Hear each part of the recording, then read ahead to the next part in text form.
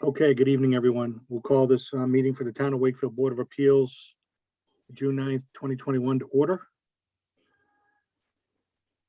We'll start with a roll call of members. Dave Hatfield, Chair, present. Chip Tarbell. Here. Jim McBain. Here. Amy Wall. Here. Joe Pride. Here. Tom Lucy. Here. Mike Feely. Mike. Mike Feely. We can see you. Okay, we see you. Here. And thank you. And Greg McIntosh is excused. No comment. None needed. Okay. Dave, are you just a D for tonight, or is that just what's happening? What do you mean? You're just showing up as D. I don't know. You have no picture. Let me start my video. I can certainly do that. There we go. There you go. Hey. I feel much better. If we have to show ours, you got to show yours. Okay, please try to remember we have the transcription. Let's try to speak one at a time. Raise your hand. Let's all play nicely in the meeting room. Okay, so a few reminders as we get started here. Something new for this meeting. The Zoom meetings, as everyone hopefully recalls, were allowed when the state of emergency was declared last year by Governor Baker. And it is our understanding that the governor has filed legislation extending the provisions related to the open meeting law until September 1st of this year, with permanent possible changes to the open meeting law and maybe continuing Zoom meetings. Assuming that bill gets signed, there'll be no more in-person meetings, as Zooming will continue at least until September 1st. However, if it's not signed, our next ZBA meeting may be back at Town Hall. I don't know. So I would say stay tuned, check the website, daily item for any announcements. We are expected to continue some hearings tonight. For now, we will assume they will remain in the form of a Zoom and remote participation, but stay tuned. So I just want everyone to be aware things could change depending on how this legislation goes. David, it's so weird because with school committee, we're being told that we now have to meet in person. And same with our subcommittees, we have to meet in person. And I keep bringing up that we're hearing something different on this end. So I don't know where something's lost in translation. I don't know where it is, but. It's my understanding the rules change as of June 15th, and our next hearing is June 23rd. So that's what I'm saying. It could change for us by the time our next hearing. I just don't know the status of that legislation, how likely it will be to be approved. If it is, then things should be extended and stay the way they are, at least until September 1st. That is my understanding from communication that was sent, by Sherry Dalton to all the chairs, I believe, of different committees and boards. So I can't speak what other boards may be interpreting or hearing, but I just want to share that again as we continue hearings tonight. I guess stay tuned. For those that may be new, and I know we've got a couple of hearings tonight where there may not be attorneys representing them. I just want to remind folks to please be prepared to share your application, your plans, have PDF or some online picture of your plans and your properties to be able to share when it's your turn. We have paper copies, of course, as board members, but I don't have copies electronically to share on the calls. So I think that would include 7 Davy Lane tonight and 10 Morel Circle. I don't believe they have legal representation. Most of the attorneys come prepared and they know that and they have the materials, but just want to give a heads up before we get to those hearings. And I think that's it for tonight. So with that, we have received requests to continue some of the hearings this evening, so we'll take those matters up first. Hey, Dave. Yes. You want me to read the Oh, sorry. legal notice first? Yes. Thanks for catching me. Yes, please proceed to read the legal notice, Amy. Consistent with the governor's orders suspending certain provisions of the open meeting law, the public may not physically attend this meeting, but every effort will be made to allow the public to view and or listen to the meeting in real time. Persons who wish to do so are invited to click on the following link. If you do not have a camera or microphone on your computer, you may use the following dial-in number: 1-301-715-8592, meeting ID 884-7371-9182, passcode 220258. Please only use dial-in or computer and not both, as audio feedback will distort the meeting. This meeting will be audio and video recorded. 1, continued hearings. 2, 21-74, Colleen McCurdy, application for a variance under section 190-34 of the Wakefield zoning bylaw to construct a deck to the rear of the house. The property is shown as map 42, lot parcels M3 of the assessor's map and is located at 10 Morel Circle. 3, 21-75, SSG Water Valley Wakefield LLC, application for modification of an existing special permit and site plan approval previously granted by the Board of Appeals on or about March 14th, 2018, to allow for the installation of solar panels on the top of the building, the existing building, along the related equipment. The property is shown as map 31, lot parcel 58 of the assessor's map and is located at 205 through 209 Water Street. 4, 21-76, 21-77, Jean R. Brown, application for a variance under Article 10, Section 190-66 from the requirements of Section 190-22A1F of the Wakefield zoning bylaw related to a proposed accessory apartment application for a special permit under Article 4, Section 190-22A1F of the Wakefield zoning bylaw to add an accessory apartment to a single-family dwelling. The property is shown as map 21, lot parcels 2830 of the assessor's map and is located at 7 Salisbury Road, Board of Appeals. Thank you, Amy. Mhm.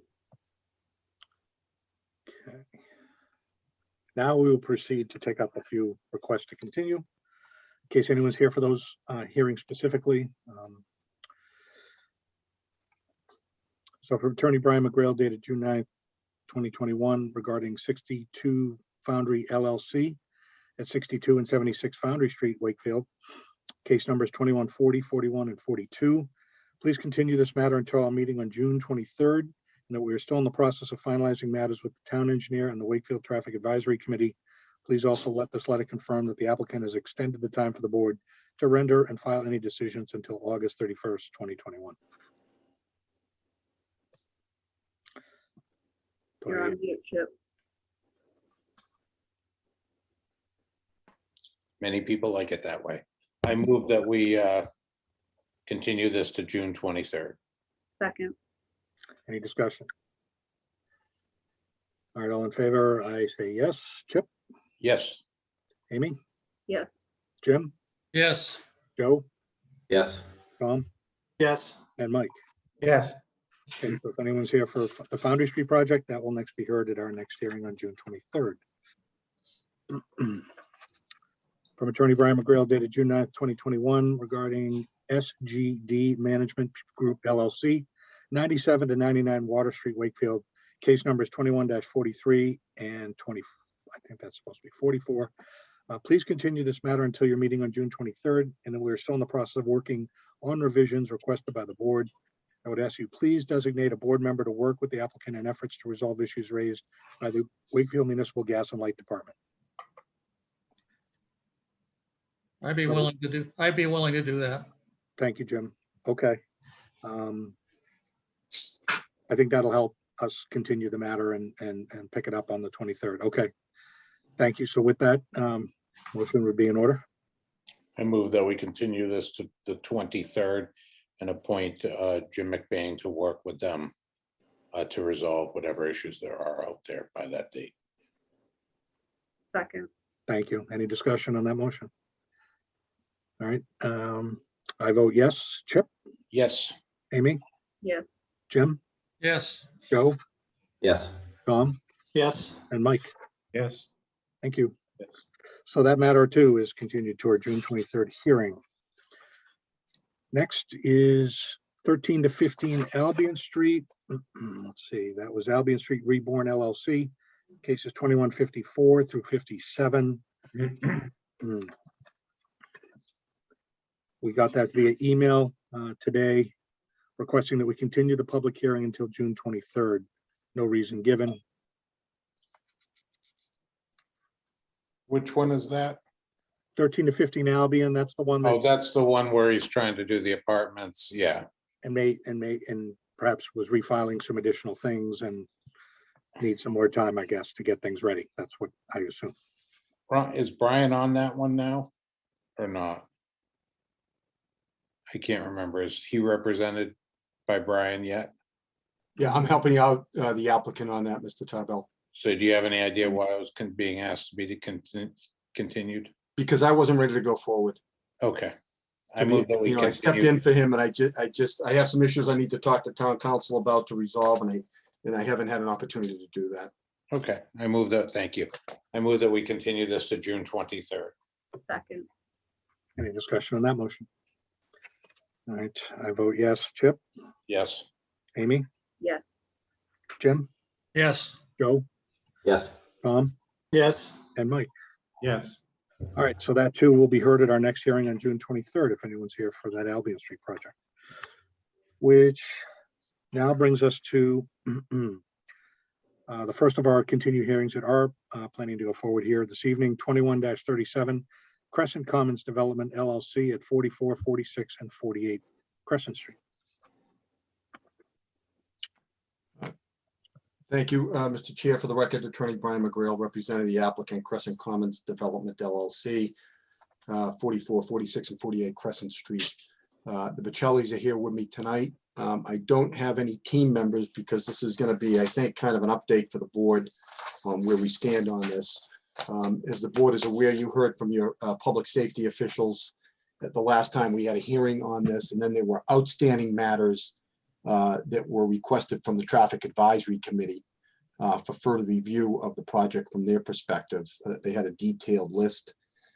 We provided all of that information to the TAC in the form of a response memo to the memo that they issued. I will share that with the board. I thought I had, but I had not done that. So I will send a copy, Mr. Chair, of our memo back to the TAC for your record. So, so you have all the information that was provided. We appeared before the Wakefield Traffic Advisory Committee on Friday, May 21st. We went through all of that information in detail. There were certain issues that they had raised that we believe that we addressed. One was site distance that the peer review consultant said he was satisfied with it at this point with the information. There were still some outstanding concerns that they had as it relates to parking, illegal parking. They had an open issue on crashes in the area that we talked to them about.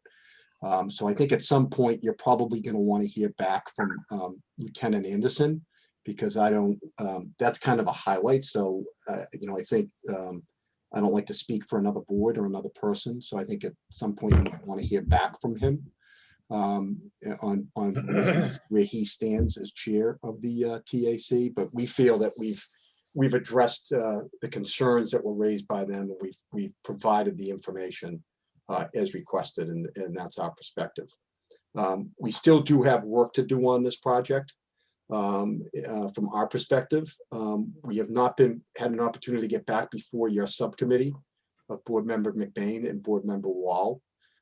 If you may recall, they had an outstanding issue, at least one outstanding issue as far as some massing of the building, some units towards the top of the building that they wanted adjusted, say removed or adjusted or compensated for. They were not pleased with the aesthetics of that angle of the building, and they reported that back to the board. It was mentioned at your last meeting that their role is really not limited to just architectural. And there's other things that they can look at. One of the things that we did present to the Traffic Advisory Committee was a detailed plan on how we anticipate to deal with deliveries to the building in a designated delivery area, and how that would function. And I think that is part of the architectural aspect of the building, how it will function on the inside, and how it will function as far as deliveries are concerned, because now we have a designated delivery area. And that was discussed in some detail with the Wakefield Traffic Advisory Committee. I know that both of your subcommittee members, Mr. McBain and Ms. Wall, were at that meeting. They attended and watched and listened. And we appreciate that, because it certainly gives them the context of where the Traffic Advisory Committee stands on this going into our subcommittee meeting. So that they have the knowledge of the perspective of the TAC because they were there directly. So we certainly have some more matters to work on with them. And we anticipate that we will be before them. You know, I'm hoping that we can get before them next week. And maybe be in a position to talk in a little bit more detail to your board at your meeting coming up on the 23rd. I also do think we should discuss extending the board's time to render a decision. There's a time limit the board has, which is 180 days from the opening of the public hearing. I think that would take you into August. And we don't, you know, we anticipate a July meeting, but funny things happen, like we just found out with this Zoom. So we're more than happy to tender to the board a letter extending the board's time, and you know, and we can talk about what you think might be appropriate at this point, how far you'd like to have that extended, because we won't want to put the board in a position of a constructive grant for not acting in a timely fashion, because we are working in a cooperative effort to try to move this forward. So that's where we are. That's the update. I'm happy to answer any questions in that regard. I don't know if the two subcommittee members have talked about a possibility of a time for a meeting, because maybe we can address that tonight too. Well, from Amy, I've checked with Amy basically, and we're both available on Monday, the 14th from 3 to 5. And so this has been hanging out there for a while, at least the meeting of this group. So I'd suggest we focus on that particular day if you can get all your people together. Well, we'll make that happen. Appreciate that time, and I'll make sure that happens. I'll just have them say they have to be there. All right. So Gail, if you could post a meeting for that at that time.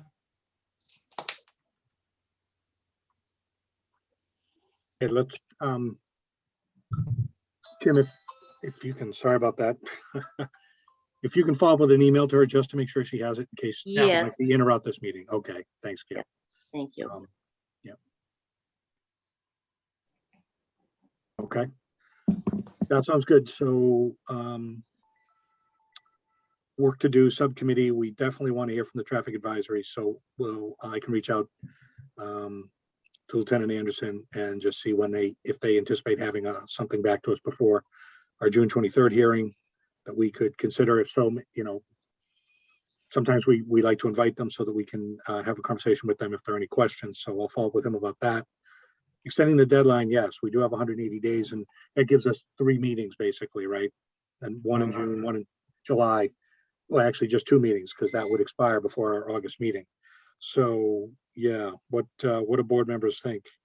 I mean, there's work to be done on this, and I don't see it happening in 2 more meetings. No. I was just looking at the calendar. Second meeting in October. I think we're at least till October. You making that a motion? Well, let's No, just, that was an opinion. Okay. yeah. So Brian, what about October 31st, or is it just the end of that month? What do you think about that? Yeah, I think that's fine. I mean, our goal would be to do, you know, to finish this as soon as possible. But I think that's reasonable because, you know, I like to get ahead. You know, I don't think the board wants to delay a decision on this. You know, and I think I like to extend far enough out that we don't have to worry about it. That was my opinion. I wasn't saying it will go till then. That just puts us to when I think it should be finished by. Yeah, I don't have any problem with that. I think that's a reasonable request, and I think it makes it easy for all of us that we don't have to worry about deadlines through the summer. Yep, that gives us a handful of meetings more to work on this. Okay. Other board members okay with that? Any? I move that we extend the time till October 31st, 2021. Second, Any discussion? just on that or on anything in general? Just on extending the hearing, I think, then we'll, you know, I mean, then we're going to obviously continue, and I assume, Brian, we're going to continue this to June 23rd in hopes that we'll be able to continue the conversation. Yeah, and I think, you know, Obviously, you're free to reach out to the TAC. You might want, before you do that, to wait to see where we come back with the subcommittee on some things, because there might be some changes that he needs to see, instead of like keep going to him and, and say, now you got to look at this, you got to look at that. Okay, Just for efficiency from the TAC's perspective. okay. Because I think there are going to be some architectural and maybe some other changes that will happen through this subcommittee process. So given that, Mr. Chair and Brian, should we, well, I guess we should vote on October 31st first. But secondly, should we then continue this to the first, to our July meeting instead of the June 23rd meeting? Let's take that up. Here. Agreed. We should talk about that separately. So any discussion on the motion to extend the time for the board to render a decision from August 9th, which is the current deadline, to October 31st. I vote in favor. Chip, Yes. Amy, Yes, Jim, Yes, Joe, Yes. Tom, Yes. and Mike. Yes. Okay. All right. So that aspect. Now, when realistically do we want to continue the hearings themselves? It's either June 23rd or July. Where are we? We are July 14th. Which is 1, 2, 3, 4, 5 weeks, 6, 1, 2, 3, 5 weeks. 2 weeks or 5 weeks? I would request that we go to the 23rd, just in case with the subcommittee, we have something we need to come back to the board with. And we have it on the agenda. Yeah, and then, but anticipating, and so everybody knows, including the public, that we might just continue it if the subcommittee says, okay, we need another meeting, and we're not going to get that in time for the 23rd, then we would just say, we're still working with the subcommittee, please put us in July. Yep. But I'd like to have as a placeholder, because issues might come up at the subcommittee that need some vetting with the full board. Makes sense. Before they Yep. can go further. Seems reasonable. Okay, board members, I move that we continue this to June 23rd. second. any discussion on the continuance? Can I still add something after that, or do I have to say before you? Well, under discussion, do you have something for that motion? Or Not something for for that the, motion, but I just want to make sure before you close it out for the night. so you should probably do that. Okay. No, I would recommend that we ask Lieutenant Anderson to come to the meeting as opposed to just getting the letter. I know we kind of talked about both, but I think it would be more beneficial for him to come to the meeting. I agree, and I will, again, when they're ready. Like, Yeah, it sounds like there might be some back and forth per Right. comment. So when they're ready, I will definitely request that they attend. This is one that I think we would definitely want more than a letter. Yeah. And if I could say, Mr. Chair, if I would request that the board, that the subcommittee, if they deem it necessary and appropriate, after we have our meeting, if we need another meeting, that they be able to invite Lieutenant Anderson to their meeting. Because, some of the issues that we have, we're kind of bouncing back and forth. So if issues come up at our subcommittee that hey, we need feedback from Lieutenant Anderson, that they would be able to ask him to go to one of their subcommittee meetings to work with them on some of the issues. As well, I mean, I'd be happy. I sit on the TAC as well, so I'd be happy to also sit in on the subcommittee meeting with Lieutenant Anderson, if that helps. So, I mean, that's the way, these 40Bs are supposed to work. There's supposed to be a collaboration and an effort to resolve issues. So I think it might be helpful, because some issues, we might talk to the subcommittee about some ideas, and they might say, well, we need to know what Lieutenant Anderson thinks of that. And it will allow them to correspond directly with him. Or a representative if it's. Or a representative, or Or somebody. Lieutenant Anderson and the town engineer, for basically that they could call in any town official that they deem necessary to talk to. Makes and sense. I still have questions from after the meeting with TAC, with sitting in on the TAC, which I've got to ask somebody of authority, basically. So I'm very much for this, because after you think about this for a while, you come up with other questions after the meeting. So I have those I want to ask. Okay, well, that sounds like an opportunity to do that at that time, Jim, so. Okay, so with that,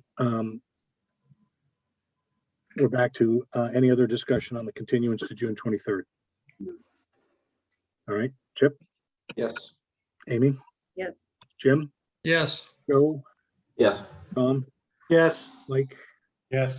And I concur with a yes vote. Okay, so Crescent Commons is continued until then, as you heard, and we'll see where we stand at that point. Thank you for the updates, Brian, and good luck, Jim and Amy. Thank you, Mr. Chair. Mhm.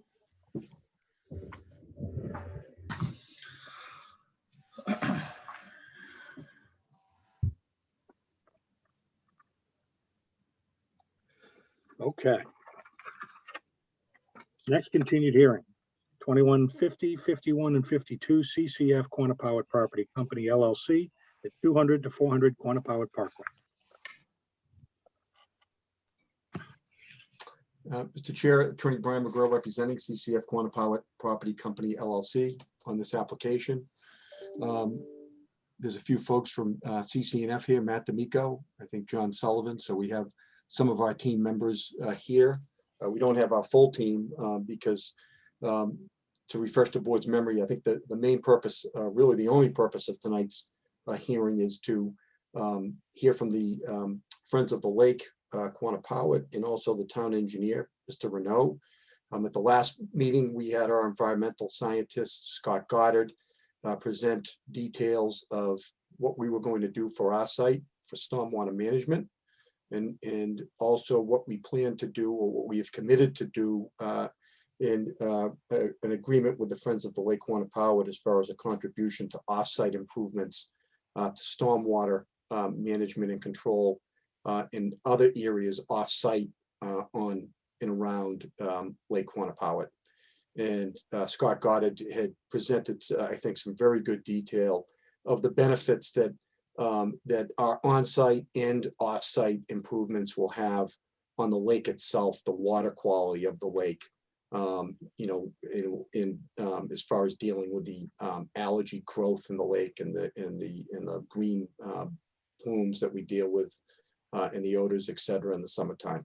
So so I think, you know, the board wanted to hear from the Friends. I know that Margaret Krupe is here, who's the president of Friends Lake Quantapowhat, and I believe she wants to be heard. I believe that they also submitted a letter. I was provided a copy of that letter today to the board. I will respectfully request, Mr. Chair, that that be read into the record, their letter. And also I know that the board wants to, after that, hear directly from Mr. Renaud, because he is the town engineer and probably most familiar with the water quality issues at the lake and how what we're proposing may have an effect on it.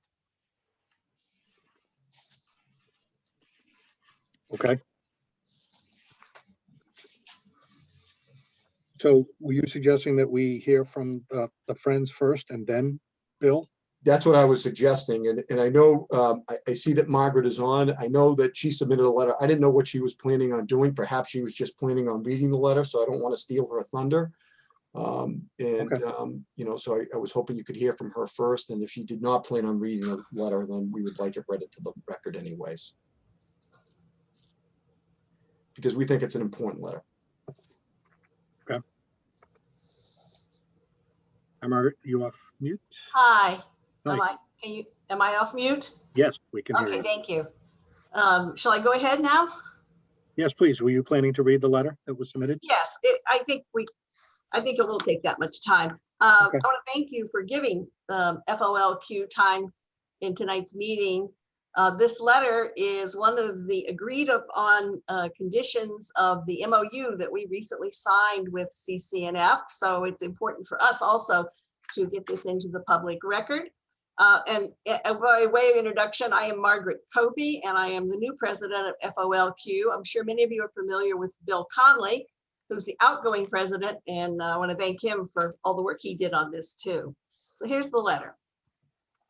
Dear Zoning Board of Appeals, this letter is submitted to the Zoning Board of Appeals to provide information regarding the request by Cabot, and Forbes for a special permit for 200-400 Quantapowhat Parkway. For the past year, the Friends of Lake Quantapowhat Board of Directors worked with CCNF on a memorandum of understanding addressing our concerns with the development.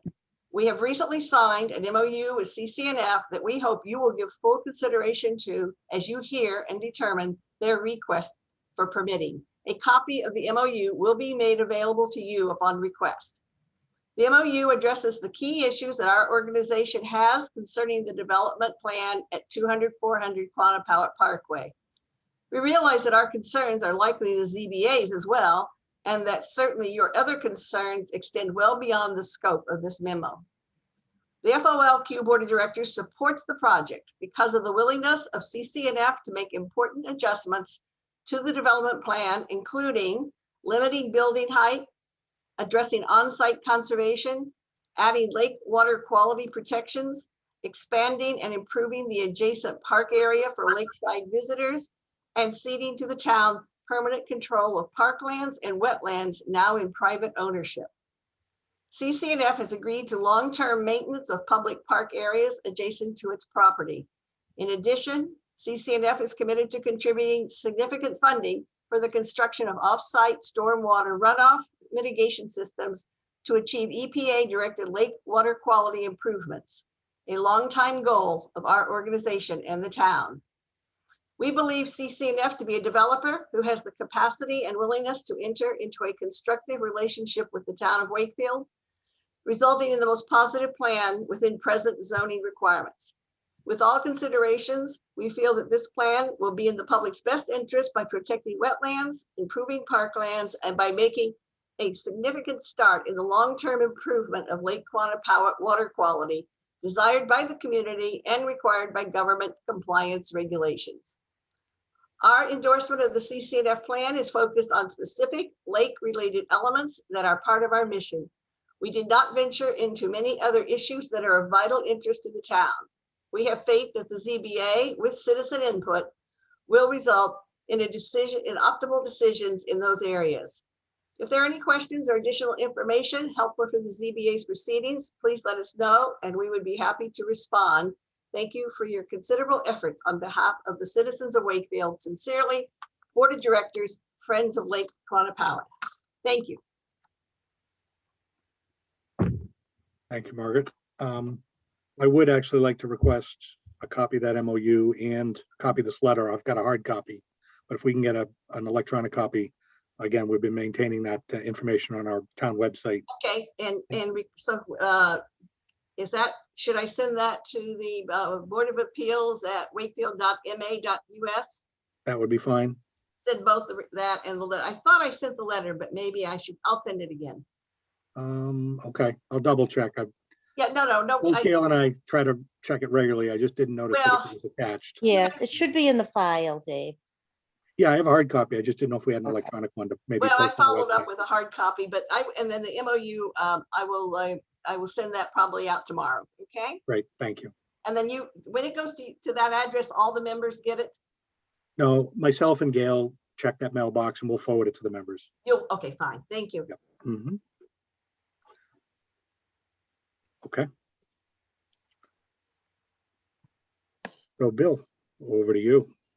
Thank you. I appreciate it. Thank you, Mr. Chair. So I'm not sure how you want to handle this. So I briefed myself in the last meeting. I heard a bunch of the questions that were in.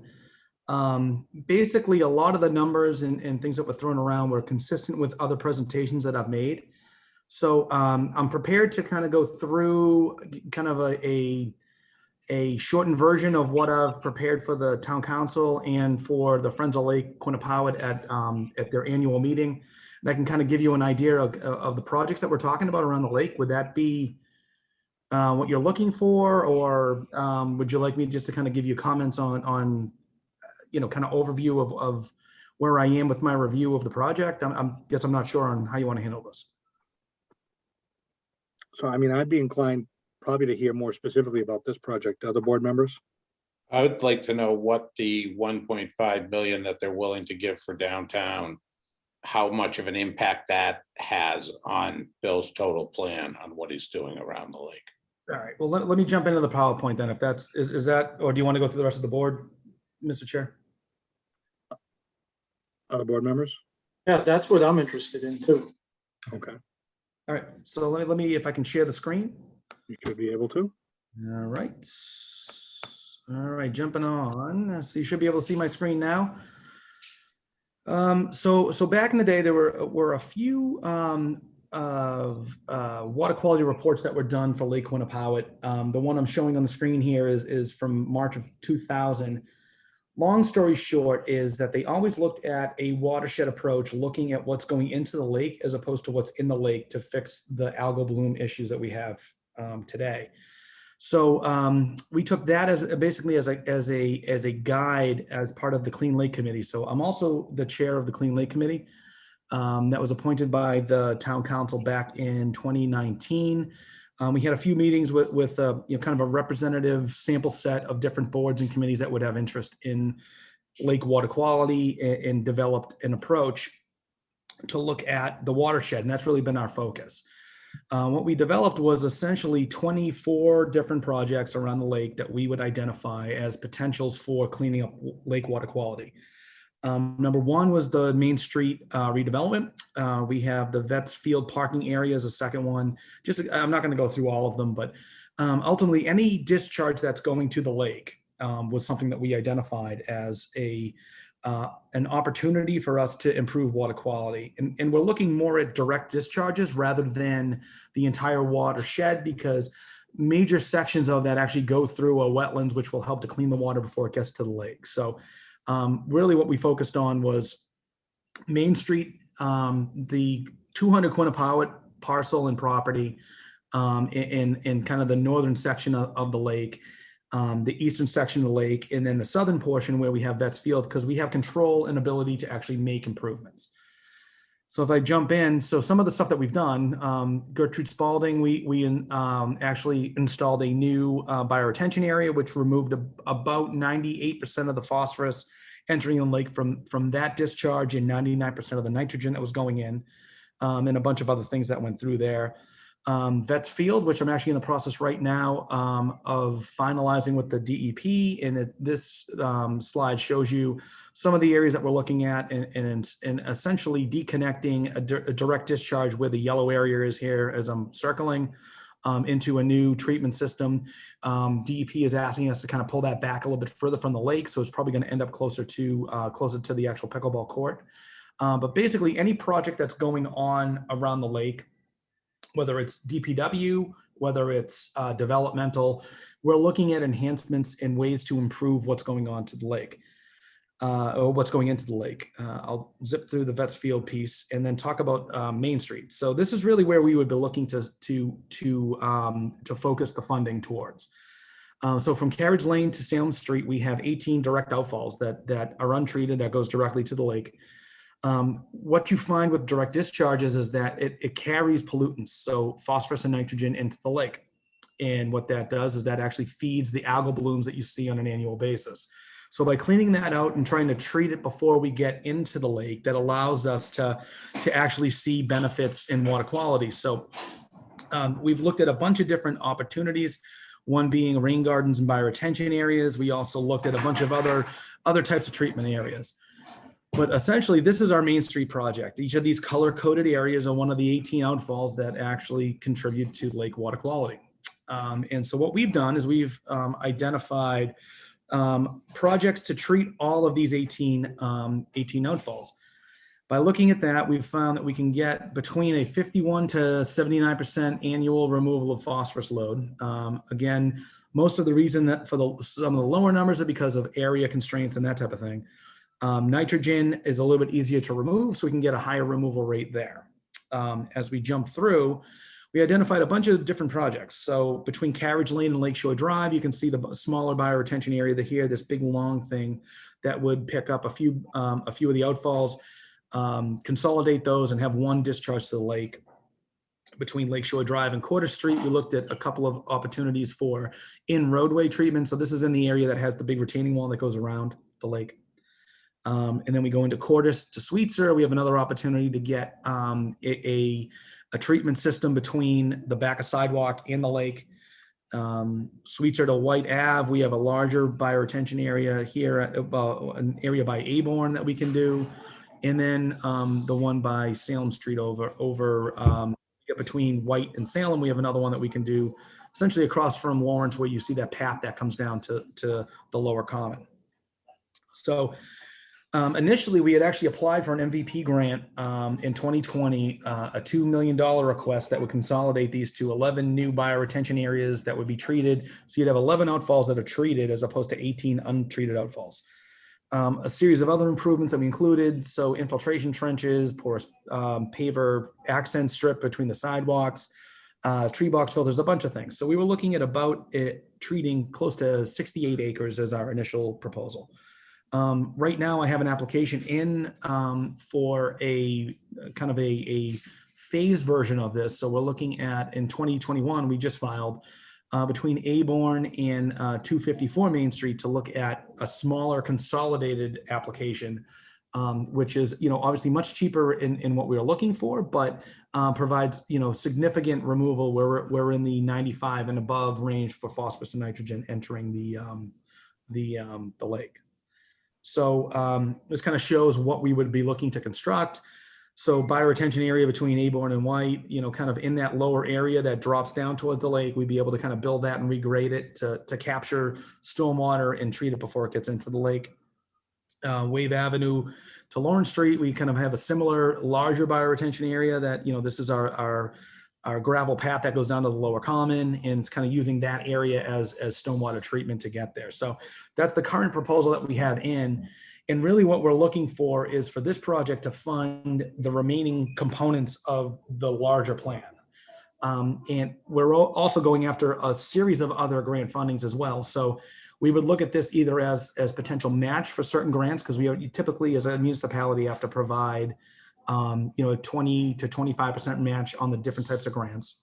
And then we also have these other projects that we've identified. So, we'd be able to potentially go after those as other projects. But we also did identify 200 Quinnipiac as a huge opportunity for improvement in lake quality too. And, we were really early in talking with the design team on making sure that the phosphorus and nitrogen removal goals were being met within the site. And that appears to be happening. I mean, we've had some comments back and forth with their engineering team, but I think that's working towards the right direction. We've also asked them to expand that proposal to include all of Quinnipiac Parkway. So, that whole portion of direct discharges that leave from either 100 or, kind of more towards the Lowell Street side, that would all be kind of redesigned to improve and enhance the stormwater treatment through there too. So, I think we've kind of pushed the project towards an area that would provide the maximum amount of benefit that we can get out of this type of project. And personally, what I've seen so far is that the applicant and design team have definitely, responded well to most of the comments and have tried to address them. So, we would continue to keep plugging away at the same design review approach that we've done in the past, where we, obviously we look for offsite improvements and opportunities. And I think the design team for 200 Quinnipiac has definitely been receptive of those opportunities and looking to make those enhancements. So I'd be happy to answer any questions on kind of where we are with it. And if you have, something specific about one of our, older projects or projects that we've identified. Thanks, Bill. Sure. Board members? Yeah, Mr. Chairman, I'd like to go back to the president of FOLQ if I could, if she's still on. I am. Yeah, I know you said the letter is from the board of directors. Yes. Can you tell me, did your whole group discuss this and give you permission to write the letter? Has it been a whole group decision to back this, or is it just coming from the directors? When you say whole group, you mean the total membership? Yeah. Okay. No, it's the board of directors who worked on this letter, worked on the negotiations with CCNF, and who approved of this letter and approved of that stance. And has your membership seen the letter, and has there been any negative feedback about it from anybody? Thank you. some parts of this letter were in our recent newsletter, but we didn't have the letter finished until last week. So the whole letter, as you heard it, has not gone out to our total membership, but the details of things about the donation to the Clean Water Lake Committee, the stormwater operations, the height limits on height and rooftop screening, the recreation path that's been agreed to, then the public access and the land transfer to the town. That was all in our newsletter that went out to our members and that was on our website. And I do believe there are some individual members who don't agree with our decision. Yes. Can't please everybody. Well, we try, but Yeah. but this is I would say that having in general in most organizations the board of directors is the one who thinks, and we did have input from members as we were going along in this process who came to our meetings, you know, to give their input along the way. We did hear from individuals. Yes. Good, thank you. Mhm. Board members? I have a Dave, question. I got a quick question. Tom Lucy speaking. Yes. Well, first a comment. Well, thank you to Margaret and those folks that worked hard at the Friends of Lake Quinnipiac. I appreciate their efforts on this. I know they care a lot about it. My question's for Bill. I know he's on the phone right now, but I'm back. I apologize. no problem. Probably getting a Bruins update. That's fine. That's exactly. Yeah, I'm actually, as a matter of fact, so. So Bill, you saw the meeting last week, and I have no reason to doubt what the folks from CCF said and their team, but were you in agreement with their presentation and the numbers that they presented and so forth? A little bit of the Reagan trust but verify, I guess I'm using right now. Well, so I like I said in the presentation, well, my little quick presentation, I mean, a lot of the numbers they were throwing out there were actually numbers that I developed and my team developed. Okay. Yeah, I would say for the most part, yeah. I think they were saying 10% of the watershed was being treated. I think it's probably a little bit higher than that. You know, of areas that we've identified as hotspots, this is probably taking 75% of the lake. If you think about the portion from Lowell down to Main Street, I mean, that's what we've identified as the main areas that we need to focus on for funding. And this is a big part of it. So I would say this is a potential huge improvement. That's what I would say. Part of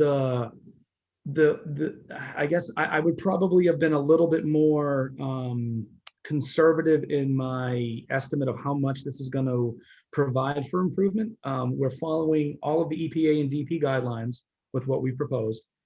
But there is a ton of nutrients that have been put into the lake prior to this. So what we're doing is looking at the annual load that's being put into it, you know, from today on, I guess is kind of how you want to look at it.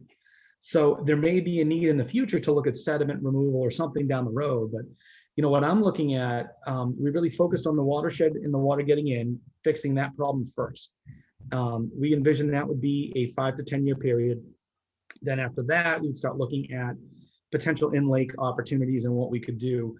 I am a little hesitant on looking at, you know, any type of in-water treatment or anything like that at this point until we've corrected the problem of the water going in. We have data that says that we've improved that.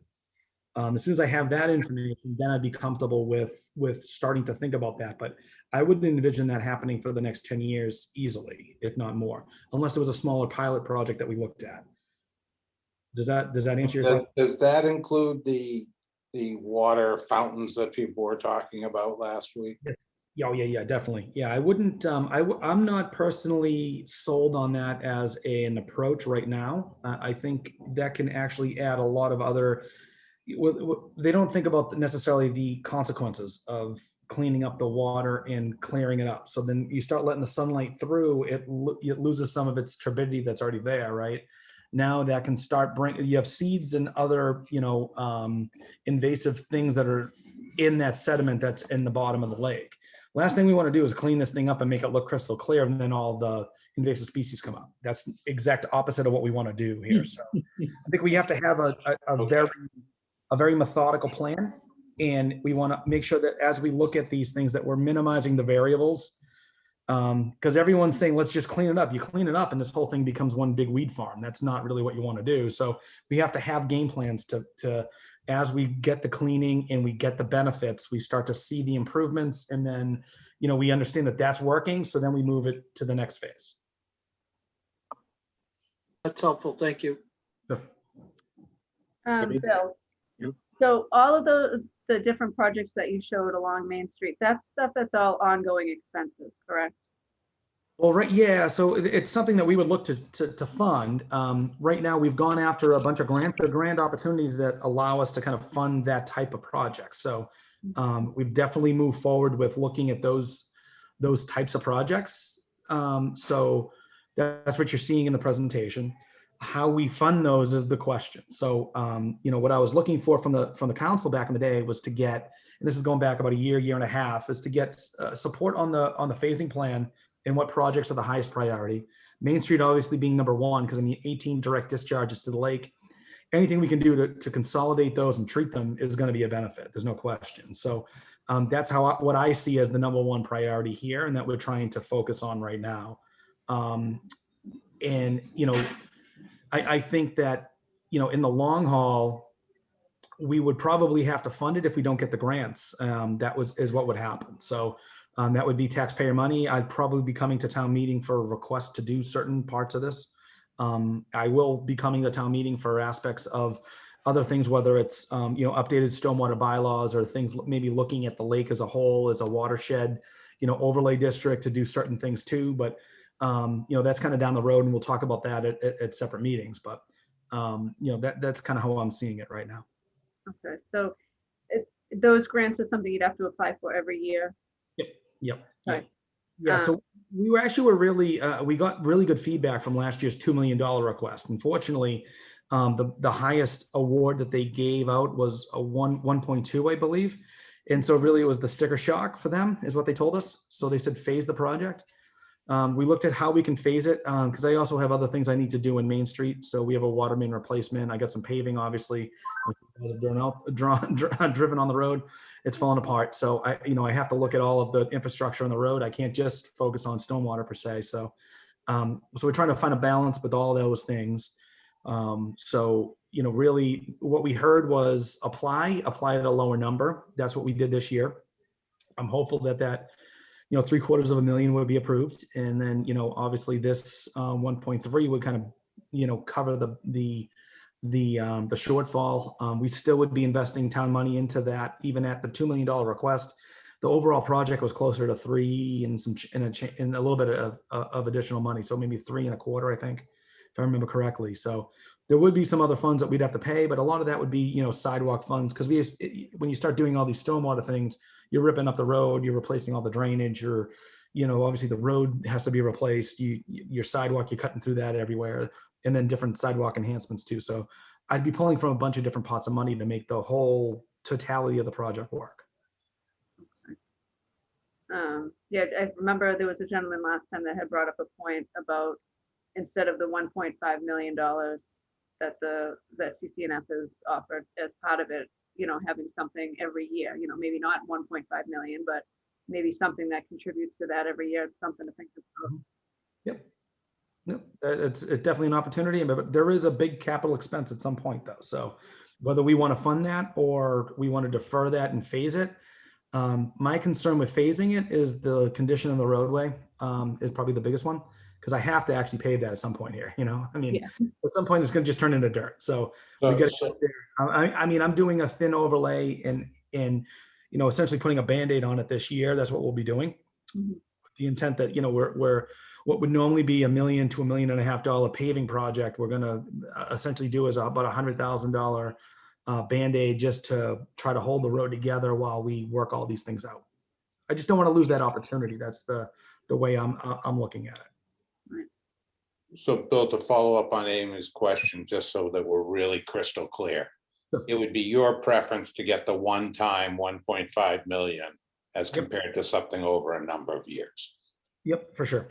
Okay, Thank you. Yeah, I think the capital investment is the important part. That allows us to get that road put back together, and start looking at that, that corridor holistically. That definitely helps us be able to make that decision quicker. Yeah. If I could, Mr. Chair, just to correct a couple of the board members, the 1.3 has turned into 1.5. Absolutely. Well, by the end of the meeting, Absolutely. It might even go up again, Brian. Who knows? Yeah. If it's my opinion, it's going to turn to 1.75 by the end of the meeting. We'll see. Let's keep talking. But Well, and it may go down if they don't get their special permit, but Yeah, there you go. That's how it we'll works. see, we'll see where that goes. Got to find those balances, Mr. Chair. Exactly. Okay, anything else specific to this project with the information we heard? It sounds like you're saying it's consistent with information you've developed on your own within your department, Bill. The improvements they're proposing, part of their design, the rain gardens, the stormwater management. We already have a memo from the department on that, which I think addresses some of that, has some comments. I don't know if those have been reviewed and discussed, Brian or Bill. Usually there's some back and forth to say, yes, our design accounts for this, or no, we have some work to do, or whatever. They're still working on it. I was out there doing test holes to look at the infiltration system. So there are some design changes that have to happen, but they're working through it is kind of where I would say they're at right now. Okay. All right. Any other board members with questions for either Bill or Margaret?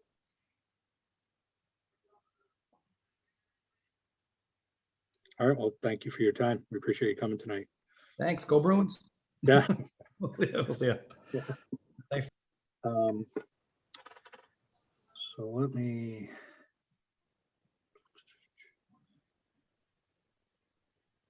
Bring up the participant list here.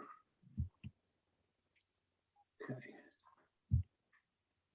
All right, so Brian, that was the extent of the agenda topics for tonight, right? As you stated up front, there are still obviously other matters which we'll get to in future hearings. We've got the economic report, impact report. Representative should be here at the June 23rd hearing, so we could. Yeah, the fiscal impact report has been submitted as promised, and he's Yep. scheduled to present it at the June 23rd meeting. Right. TAC. We've appeared before TAC. They had some issues that, it's kind of an ongoing process, but we have already appeared before them. I don't know when they're going to be ready to come to you. I got to kind of regroup with Bill Renault and Lieutenant Anderson on items that they might have wanted. Okay. But we can plan for the economic impact, or we'll see about TAC, maybe not in 2 weeks. More likely. TAC will not be in 2 weeks. Yeah, more likely July. I guess. Okay. Yeah, I think so too. Yeah, I mean, I think we need to see that, but okay. Any other comments, questions, board members for the team tonight? Okay, at this time, we'll open up the public testimony. Again, given the topics heard tonight, if anyone has a comment or question, please raise your hand in the Zoom meeting and I'll call on you.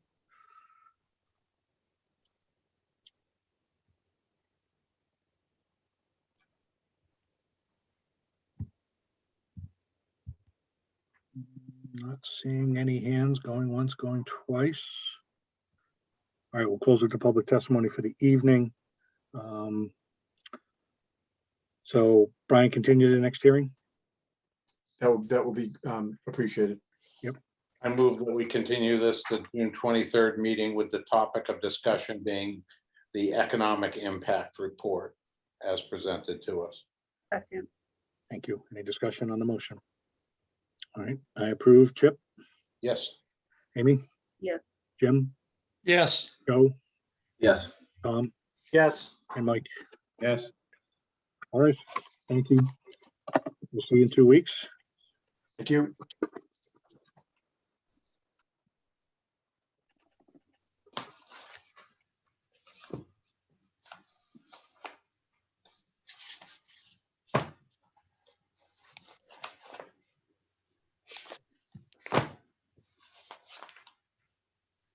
Okay, the next hearing is listed under continued, but we actually didn't open it yet. But it was listed on a previous agenda, so it's shown as a continued hearing.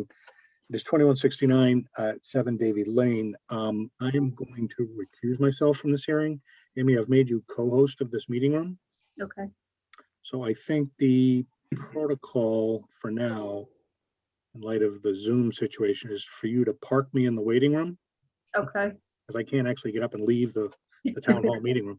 But if you can park me for the duration of the hearing Okay, and take over as chair for this hearing. I know you don't have the file in front of you, but you all have a copy of the application.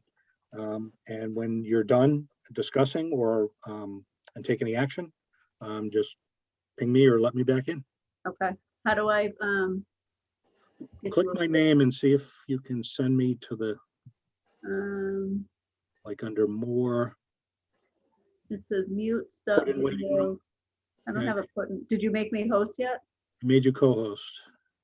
Okay, So if you click on my name, can you put down on the pop-up menu, is there an option to put me in the waiting room? oh, if I go to participants. Let me see. Like more, if you click my name and click more. No, it says stop video or spotlight video. I wonder if you have to come off as host altogether. Yeah, Amy, try, sometimes there's 3 dots next to the mute in the top Yeah. right corner. I did that too. It's mute, stop video, pin video, spotlight video. So click on the participant list, the full participant list down the bottom. I and did it lists- that. And it lists everyone, and next to my Yeah. name, there should be a blue more button. Yeah, I think it's because you're the host, because if I click other people, I see it, but not on you. Okay, well, Can you, I don't know if I come can off kick a my, host? let me just make you, let me see if I can make you the host. But Dave, I don't think you have to like leave. You just can't comment. You can still listen to the conversation. I could, it just, I could. I mean, so I don't, I mean, to me, if you just mute yourself, you're recused. I mean, you've announced you've recused because you're a neighbor and that you're done. So. I mean, Okay, Yeah, all right, I'm willing to do that just to simplify, because I don't know if where I was the host, if it affects. Yeah, the don't do recording. that. We've had enough pings and poo.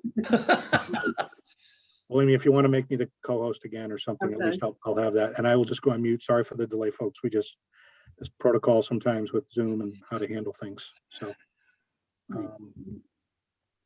I'd go to no video and mute. Okay, Watch the game.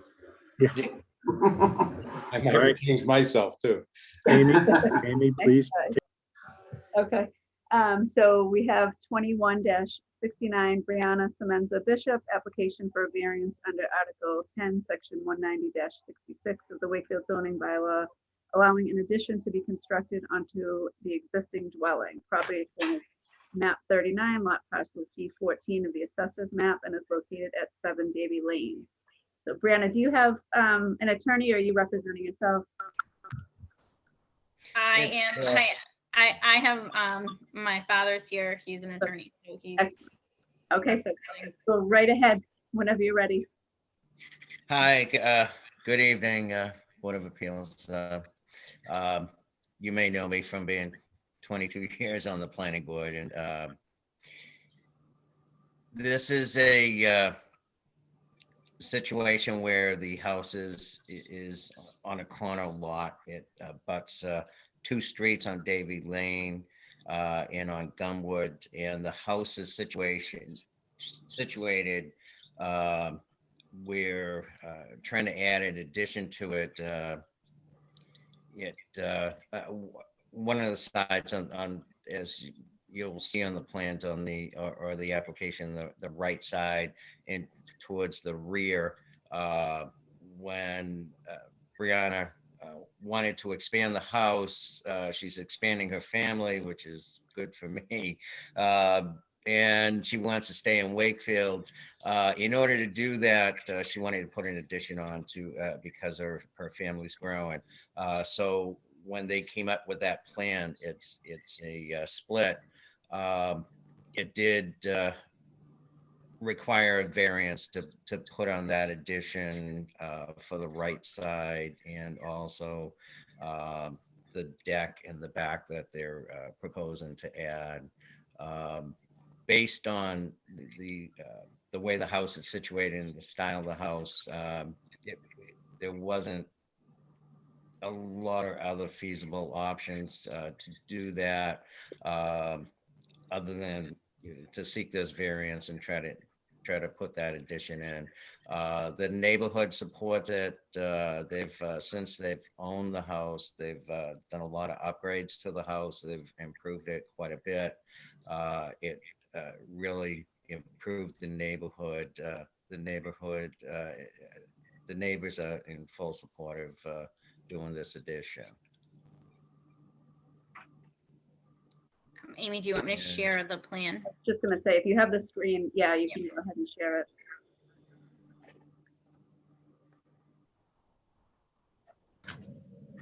Perfect. So you can see the proposed addition here and the deck.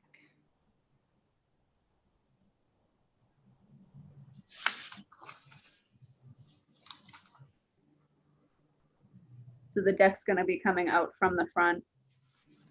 So and the left deck, around. this is the addition right here, so it will only be in the back. Oh, got you, okay. So this is the existing property. This is the front of the house right here. So the house is diagonal on a corner lot. Mhm.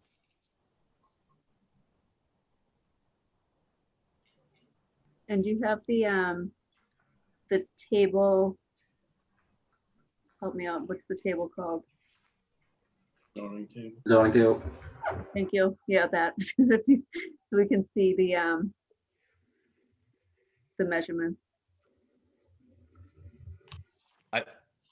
I think the setback requirements were 20 feet. So this is, yeah, so this, it's a facing a different way. Is that what you're looking for? Well, there's the chat that will say, you have to be 20 feet from your neighbor and we're, 10 feet or whatever the measurements are. Let me see if I can get that up here.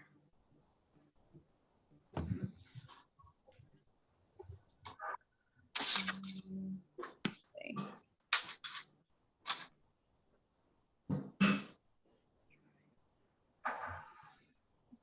No. Sorry, I'm looking for that one.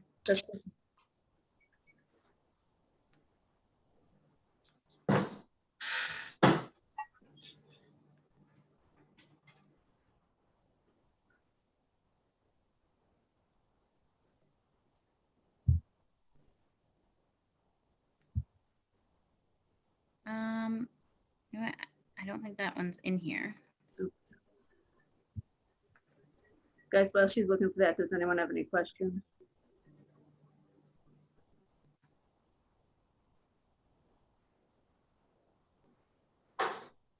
So I didn't see, Amy, I didn't see that table even in our presentation Yeah, where it says, open space is X percentage. I see that he has it, but it doesn't go against the zoning table. right. So it doesn't say like we've got 73% open space, need 50.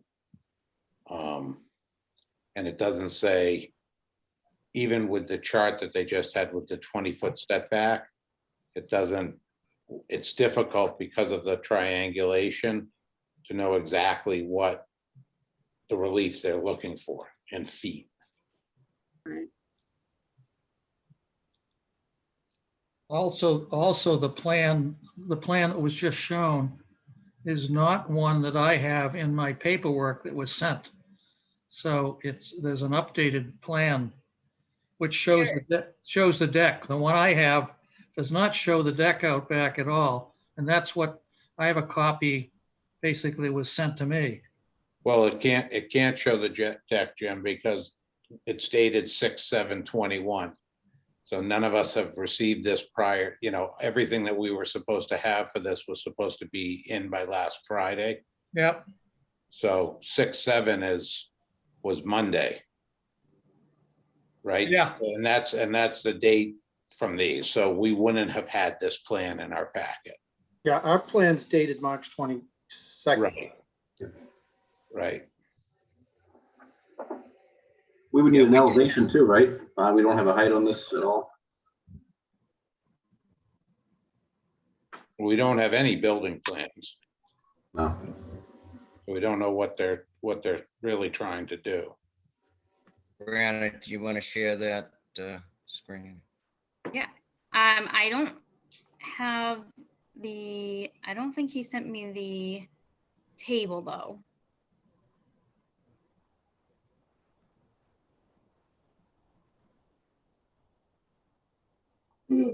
I mean, there's a small detail just for height, and first floor elevation stuff, but no real plans for the addition. Right, usually we would see a rendering almost, right? I Right. have this. Is this this isn't what you're looking for, is it? Oh, Yes. Yep, Oh, sorry. I do have this one. that usually comes with the package.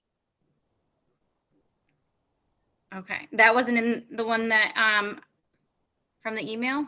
No. So this is Think- that's the west elevation. Is this existing or proposed? This is proposed. Yes, it is. Have existing. Oh. So he didn't draw in the deck on the back, the rest of it. But this is the addition right here of the house. I'm going to suggest that we direct her basically as to what she's needed to send as an update to us in a formal filing. We can't go very far with this without all the information before us. And we're not gonna determine anything tonight, short of what you're missing at this point. Otherwise, there's nothing to vote on at this point. We understand what you want to do, but there's not enough information for us to fully understand it. Or to grant the variance. Right. Alright, so do we want to give her a checklist? So we know we need a zoning table. We need probably an existing and a proposed condition. Existing condition.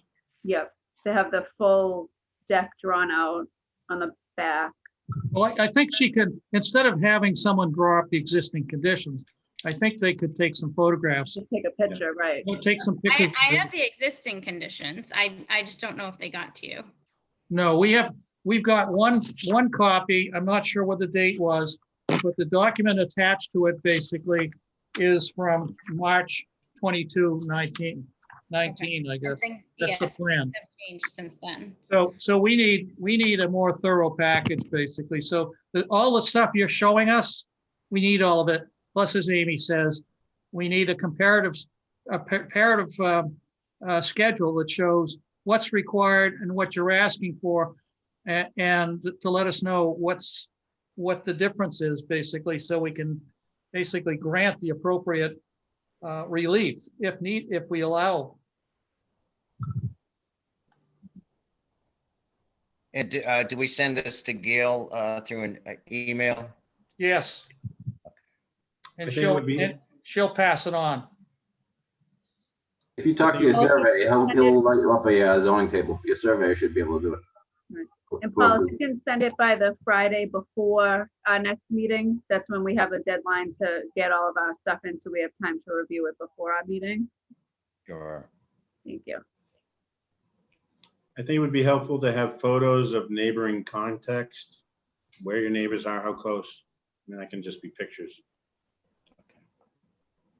But And just- if as stated by Paul, that everybody agrees that this is not a problem for them, I'm talking about the neighbors, and it'd be nice to have a few letters from some people of support.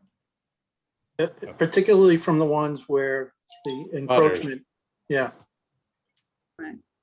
Sure. Even if you just had one sheet, Brianna, that had, we support this project, and then your neighbors can sign it. It doesn't have to be individual letters from each one unless they wanted to, but just something like that, just to show their support is helpful. Okay, thank you. Welcome. Anything else, board members? I'm gonna open it to the public. You guys good?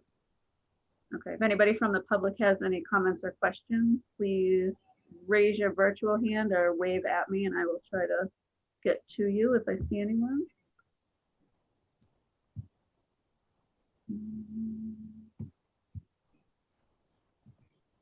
I'm not seeing anybody.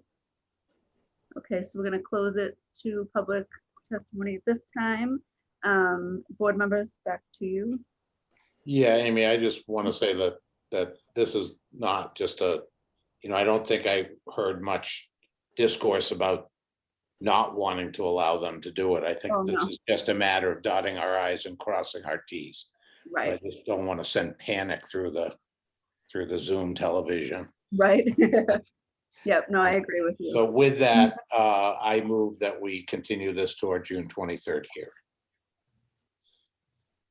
And the good news is they go first. Right. I second that. Okay, so it's been made and seconded. All in favor, Chip, Yes. Tom, Yes. Mike, Yes. Jim, Yes, Joe, Yes. yes, that's everybody, right? I think so. Okay. All right, so we will see you then at our next meeting, which is at the 23rd, I believe. Yeah. Yeah. Okay, and like I said, just have that stuff in the Friday before for us, and you should be good to go. Thank you. All right, thank Sounds you. good. Thank you. All right, Dave, come back. I'm back. Okay.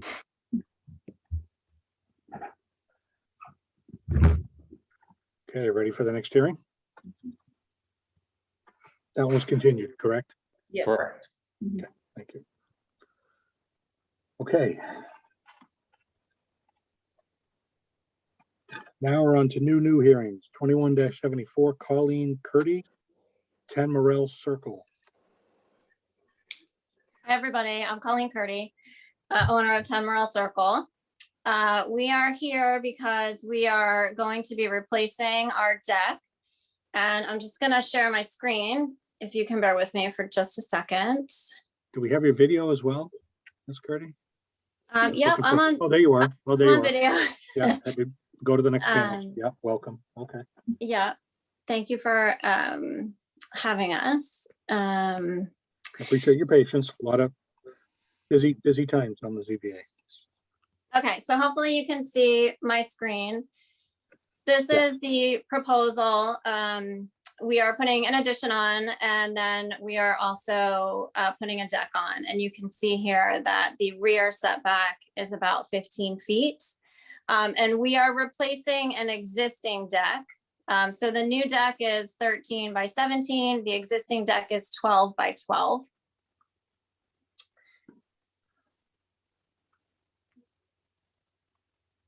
And if you're done with that, I can show you maybe a picture of, Hold on, What? I need to get dates and stuff. okay, Just 1 second. I'm trying to, can you move it up just a titch so I can see what the date of Paul's 3/31/21? Yeah. Thank you. And the Okay. existing, you said existing deck, 12 by 12. 12 by 12, correct. And you're And it's making the 12 new by- one 13 by 17. Yes. So the existing deck already doesn't meet the setback? It does not, correct. And that was here when we bought the house. Right, so I just, So Dave, is this a continuation of a nonconformity? well, I want to see where we get to here, but that's what I'm trying to understand from this, What are they asking for at this? a variance on the rear setback.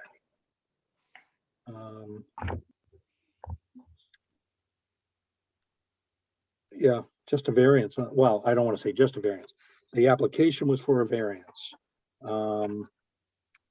On specifically on the deck, because the addition, The addition's fine. right, Yes. it still meets side and rear setbacks. It's just reconstructing the deck 13 by 17. Well, The 12 by 12 was really ever permitted. you wonder, because again, typically when we see these, Ms. Curdy, that they're pre-existing non-conforming structures, right? A lot of homes in Wakefield don't meet some of the setbacks already, and if somebody wants to change them, even if they're not making things worse, they have to apply to us when we make a finding that they're not going to be substantially more detrimental, right? Right. It's typically a lower bar to have to clear than a variance, which is probably the hardest. So we just want to understand what you have there already was non-compliant, but Okay.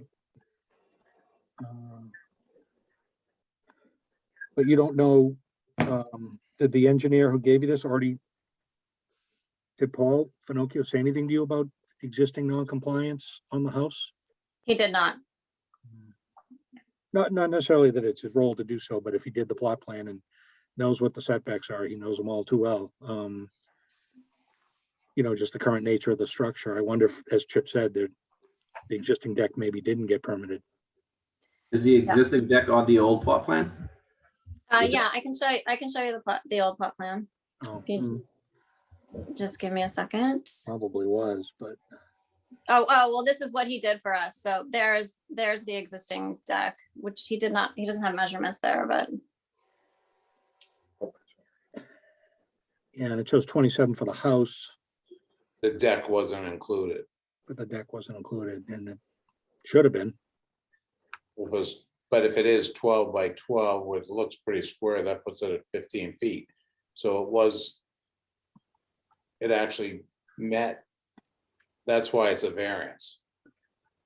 What zone are you in? Are you in a single residence? Isn't it 25 in the back? Oh, that would be the back, not side, isn't it? Yeah. Yeah. Yep. Okay, well, The trouble I have, Dave, is that this is right, that if it's a variance and they're going for bigger, they have things they have to meet to get a variance. Right? right, and that's a Gotta hard be thing. by size or by topography, or there's gotta be a hardship somewhere. And it's real tough for me to see a hardship here anywhere. Whereas a finding, it's a lot simpler to say it's, not gonna be more detrimental. Right, because there isn't necessarily an odd-shaped lot. The house isn't positioned in an odd location that makes it hard to do something. I don't see any hardship to have to make the deck 13 by 17, other than they want to. Right, and I'm sure in their minds, it was just replacing something that's smaller with something a little bit bigger. that's exactly right. We're doing this big renovation and we'd like to have a deck where we can fit our table and walk around it. So Yeah. yeah, And we totally understand it and appreciate Yeah. what you're trying to do. You enjoy the house, you want to add on to it, and of course. you to live Yes. there. Yes. It's just like if somebody doesn't apply for the correct relief of what's required, given the circumstances, it's going to be tough for us to help you, if you will, right? Because we'd have to make certain standards, certain criteria would have to be met for us to grant you a variance, which is probably the most difficult thing to get from in terms of relief. However, we've changed, Dave, haven't we, at different times when people have filed for the wrong thing? We can change and make it the right thing. I think if they've applied for multiple things, or it was still a variance, but maybe not for the right aspect, we could correct. I'm not sure we've changed variances to findings or vice versa, because they, I think, legally need proper notice for the abutters. Although the variance being the more strict one, if you had abutters who were concerned, they might be here, or they might have written us a letter. Yes, I've talked to all of the abutters. I have a letter from one saying they have no problem with it, and none of them have an issue. Okay. Mr. Chair, does the square footage matter? If it's under a certain amount of square footage, do they still need a variance? Does that ring a bell at all? Or it's not covered or anything, there's no roof on it, so. No, it's all Because it's attached. setbacks. Yeah. No, I mean, what I see is it's got the frontage 100 feet, but the lot 72, it's undersized. It's not compliant by the current standards in a single family residence. And the current rear setback isn't met. So, I mean, To just me, based it's a on what non-continuation of it's a continuation of a Non-conforming. non-conforming issue. yeah, I agree with that. I mean, that's what it appears to be. Again, Should we ask for some legal consult here, if he's willing to weigh in? as a member of the public, he could with some insight and knowledge, but Right. if he's willing to do so, I just, My feeling is that I'd be comfortable granting a finding based on what I'm seeing here and what is being presented to us. But that's not what was applied to. And that's just, I just want to make sure we don't get ourselves into Can you trouble. hear, can I be heard? Am I there? Who is Nick's iPad? And Yeah, about I am the contractor on the project with Colleen. Okay, And we had direction from the building department to file this as a variance. I'm thinking, the more I hear Chip, we have initially thought that it should be a continuation of the non-conforming. And that could have been something that we could have applied that way also. but in the building department, because they normally When they don't. did their plan review for the addition Yeah, and the deck, it raised a question on the deck being non-conforming in the lot. So it was suggested that we file for the variance, but we had thought that, and we did read some language in the bylaws, it seemed more to us like a finding or a continuation of the non-conforming lot, like Chip was talking about. yeah, I'm just curious, and I don't want to put Gail on the spot either, because she's busy enough in that office, and it would have been Ben making that recommendation if he thought a variance was warranted. I'm just curious what his thinking was, and he's not here to represent himself. Yeah. Well, what if they have proof of, an older plot plan when they bought the house that the deck was already permitted from the past? Can you bring up something like that to prove that it was there before? I mean, I think this plot plan just shows that it was just drawn in because it was existing. It's a newer plot plan. If you have an older plot plan when you bought the house, to prove that, I don't think that you know. I don't think I have that. No. Colleen, did you have that picture of the back? Yeah, I have a picture of it. Would you like to see it?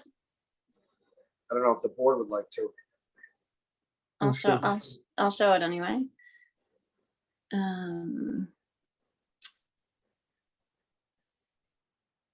If you can see that, that is the existing deck.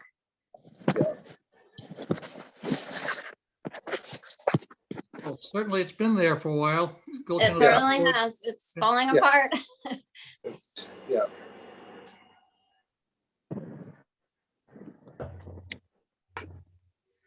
Well, again, I'd really like to understand, part of me would like to understand why the building inspector thought you needed a variance. I mean, he knows, what continuations of pre-existing non-conformings are all about too. And he's actually authorized to vote to handle those himself, because we've given him that capability, right? Board members, right? That's. But he may not have had it. I mean, this is he may not have had it when they came in to apply. Right. May, thought we did that in April, but anyway, I don't know. That's the tough part for me. I hear you, Chip. I'm having a hard time seeing the hardship, given what we've shown tonight. I'd be curious to hear what the building inspector is reasoning, why he thinks a variance is warranted over a finding. And if a finding would be appropriate, A, he could have done it, or B, they could refile for the. Yeah, my problem is I don't want to hold them up for 2 feet on a deck. That's what I'm struggling with. Yeah. Mr. McGrail, would you be willing to answer a question, or are you going to stand on the sideline here for this? No, I'm happy to. I think maybe the building inspector didn't know what the setback on that deck was, because the existing plan doesn't show a setback on it. Right. Right. It doesn't show the measurement, whereas, yeah. So I don't know if he didn't have the information he needed. The question though, Brian, is can we change, if they filed for a variance, can we change it to a finding and do it? I think there's an issue with that. I think the chair raised the issue that potentially the public doesn't have notice of what the relief that's been requested. I don't understand that, because we sent the public received those cards. I mean, everything went out, so. For a and then- variance, for a variance. Not for a Okay. finding, right? I think the good news is, because that deck is obviously older than 6 years old, it's automatically a legal non-conforming part of the house. That's a real benefit to Miss Curdy. Because, you know, now I think it potentially could be, if you determine that, this can be done with a finding, assuming that deck doesn't meet the current setback requirement in the back. But then that means a whole new refiling. Well, the good news is the refiling for a finding is it's not a 30-day waiting period. You know, it's something that can be. And what would be the problem with granting a variance? I'm gonna look at that. What would be the problem with granting a variance instead? Yeah, my problem is to grant the variance, we have to find a hardship. And I'm struggling with that. But if Ben in fact didn't have the information fully in front of him, he could have basically, you know, by authority, basically made the determination himself that it was non-conforming and allowed basically. Not more detrimental. Right, so it doesn't even belong before us if that be the case, so they could go back to him and provide him with more information, and someone can relate basically what we're discussing here. And if they don't come back to us at all. If the deck is going closer than the original deck, then We still have to have a finding that it's, that it's increased the, it's belt and suspenders. Ben can't do Still has to that. come to us. He can't do that. He can't do that if it's close. Right. Is the deck going closer than the deck today? Is the deck? Yes. Yeah. Yeah. So Ben can't do that. We still have to. Because it's increasing the Increasing the non-conformity. So it non-conformity. goes to the second prong of the finding. Yeah. I mean, the other thing to do would be to just grant the variance, the requested variance. Yeah, but again, Or setback. you've got to find a hardship, and I don't know I'm how we struggling find with that. that as well, but And again, we're trying to work with you, Ms. Curdy, try to understand. It's just, you know, if we follow the bylaws for granting a variance and having to find certain criteria met, we'd be hard pressed to do that, and that would force us to deny you, which means you can't come back for 2 years. If you thought that it was going to go that way, you could withdraw and refile, or we could just continue this and we could talk to the building inspector and see if this could be done with a finding, and maybe you just come back and it wouldn't put you out too much time, but it would ensure that we're all on the same page and we're granting the proper relief with whatever other proper notice is required to the butters and so forth. But this isn't holding up the addition, is it? no. So they can go ahead with getting a permit, basically do the addition and come back basically for the porch, because the porch is not going to be done until the addition's up anyway. Is that the intent? They're not attached, right? Or would it be done separately? Maybe. We've already done that. We have the permit for the addition already, so the construction has started. Yeah. It's just that for it's just more work for everybody and more time and maybe money. So I need to ask a couple of questions so I understand. If we kept the deck at 12, if we kept it at 12 feet, 12 by 17, given that the existing deck is 12 feet, is that something that As long as the increase in length does not put you closer to the side yard. it doesn't? Yeah, I'd have to look at that. Are you sure of that? I'm positive. You're parallel to the side, your house is parallel? Yes. Okay. Then that would be not increasing the non-conform. And That in would be which, not increasing the non-conformity, and Ben could do that himself. okay. I think, Mr. Chairman, right? Sounds right.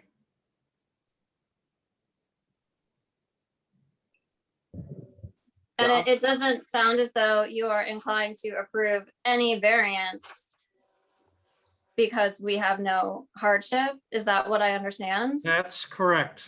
Correct. There's criteria in the bylaw about, hardships based on, you have ledge, an odd shaped lot, the house, the way they built it is angled, and you really had no other option.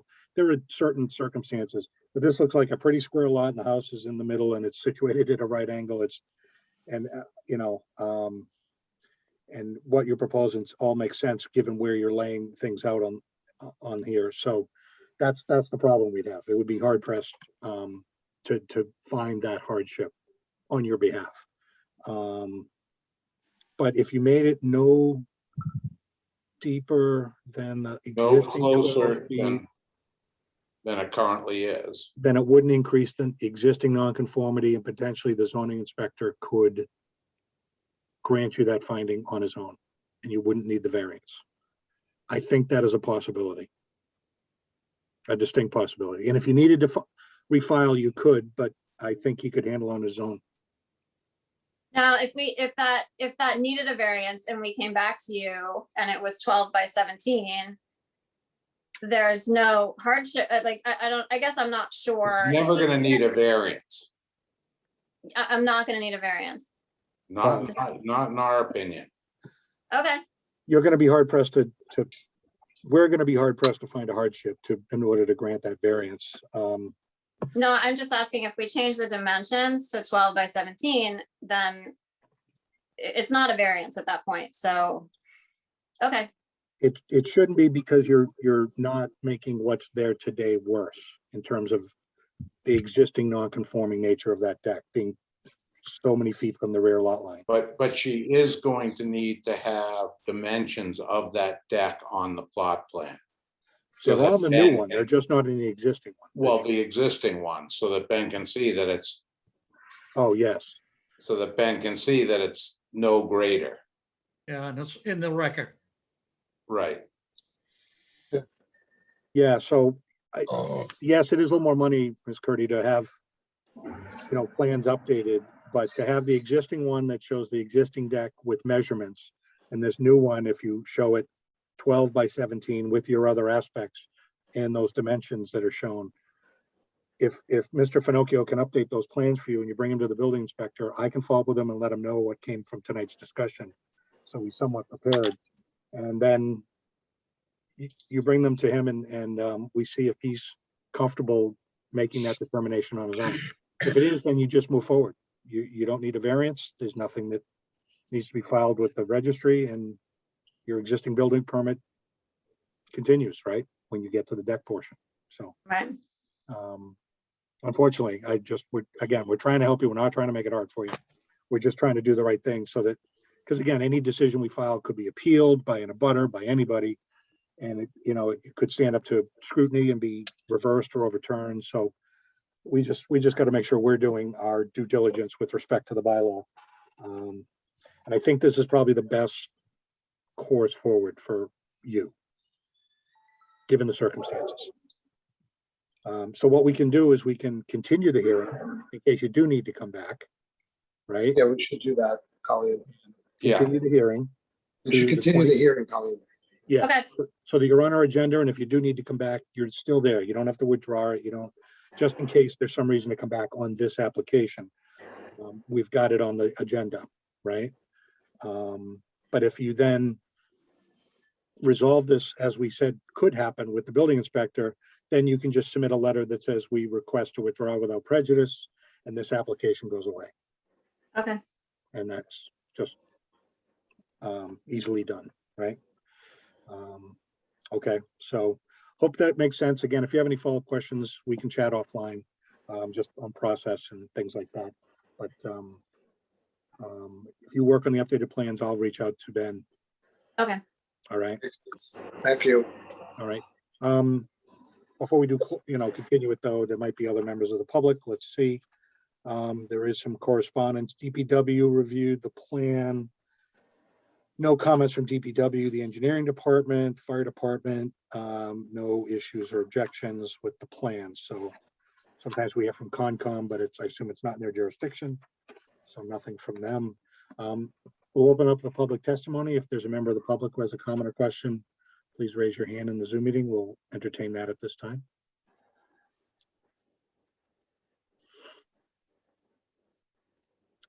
Seeing none, we'll close it to public testimony. I move that we continue this to June 23rd. Second. Any discussion?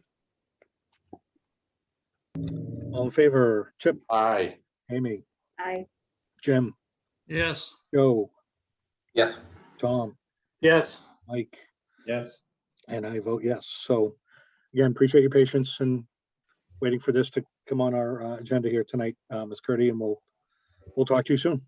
Okay, thank you. Thank you. Mhm.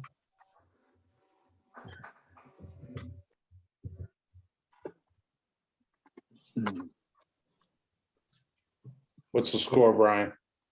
Yeah. We're losing 2-1.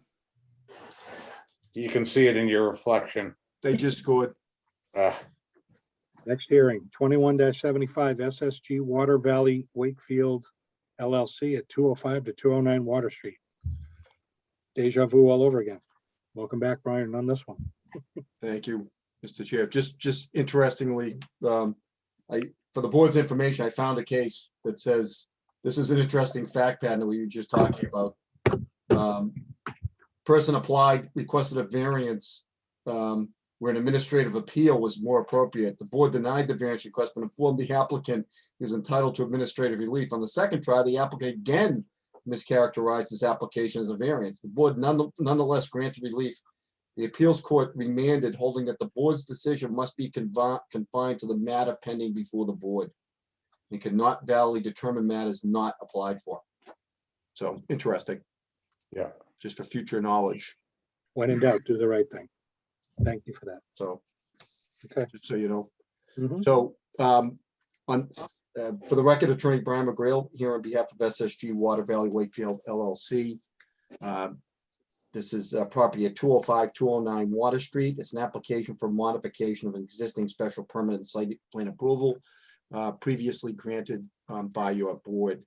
And with me tonight is Jared Crum. I think he's on here. Jared, yep. Jared is here. He's here on behalf of the applicant. He works for First Energy.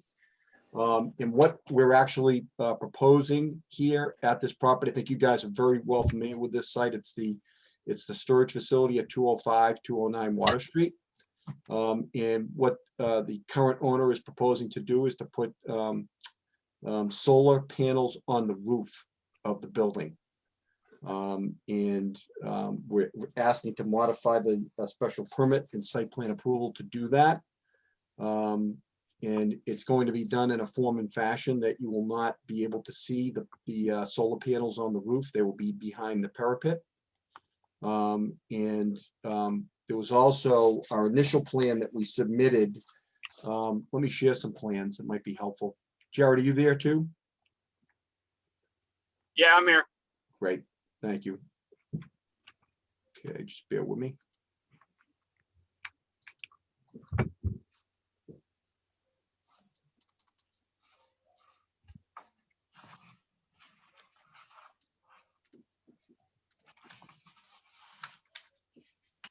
So this kind of will give the board an idea. This is the roof of the current building. And everything, as I mentioned, for the panels is going to be on the roof, and I'll show you an elevation in a minute. They are behind the parapet. The only change on the exterior of the building that was proposed, this is the transformer. And what they had proposed was they need inverters for the panels that they were going to put on the exterior of the building, mounted to the building. And then also another panel board type of thing that is going to go right beside it. After talking to Jared today, Jared informed me we're going to show you a revised site plan that they can actually put this stuff up on the roof located up here to get it off the side of the building. This is the side of the building that faces Valley Street, to refresh your memory. And this is the Shellmar Glass building. So I don't know if these are about 2 feet by 2.5 feet. I don't know if they really matter to the board. But I thought in advance, I said, I think the board might rather see these on the roof instead of mounted on the side of the building. Oh, yes. Yeah. So Jared has a substitute plan that he can share that shows that, or I can in a minute because he sent it to me. The only thing that will have to go down the side of the building are 2-inch conduits because they've got to run conduits down to connect to the transformer. Because what's going to happen is because of these solar panels, in essence, this building is going to be net energy, that it will be able to supply all of its energy. And then it's going to be connected to the Wakefield Municipal Gas and Light Department. So at peak times during the day, when it's really sunny, it will be depositing energy back into the grid. Also at nighttime, when it's dark, it will probably need to suck some energy, but they're very confident it's going to be net zero, or it's going to actually give energy back to the grid as a gain in totality. I didn't think the town would take energy. I mean, when private people basically want to do it, they basically say no. So what's the deal here? Jarrett, do you have any insight on that? No, I'm not so familiar with the I don't do the connections, maybe all that does that. So it's not we can set these to not export, so that's where it might be to where this system size, I'd have to look at the numbers of their exact usage, just might be small enough to not export, but that would be, this is just set to meet whatever the utility requirements are. So if they have a zero export, then that's what the system we set to. Yeah, and I think they do take export now, Jim, because when we initiated this project, we had a conference call with Pete Dion, and I think that they've changed their tune on that. And this is the location of the existing transformer, right? Right here, Chip. Yeah, I mean, that's existing. That's not a Correct. piece of equipment. Yeah. Can we see the updated plan? Yes. Let me see here. Hold on.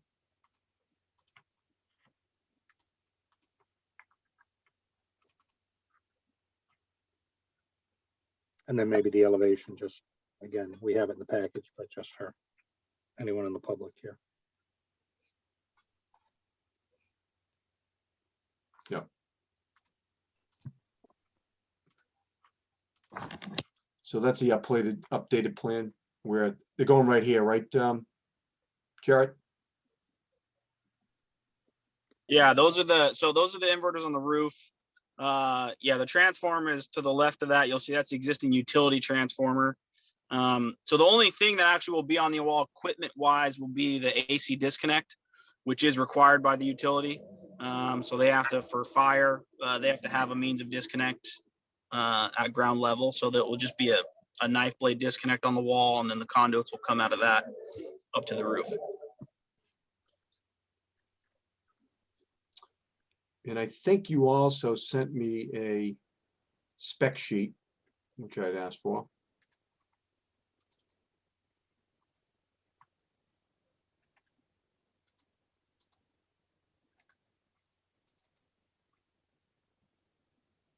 Is this the inverter? Yep. Yeah, correct. And if you see, we use these because these are low profile inverters. So they actually come with Durablocks set right in the bottom of it. So those actually sit directly on the roof. So we don't have to build racks for them and don't get high visibility or anything like that.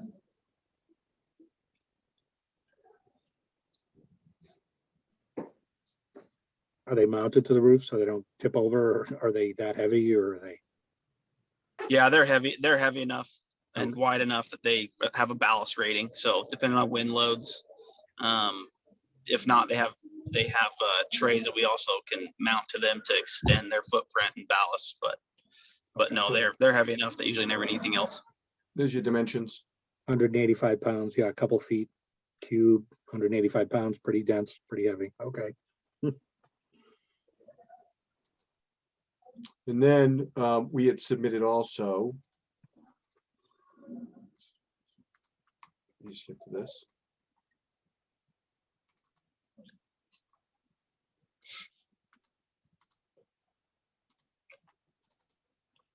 Just an elevation to show that this stuff is going to be behind the parapet.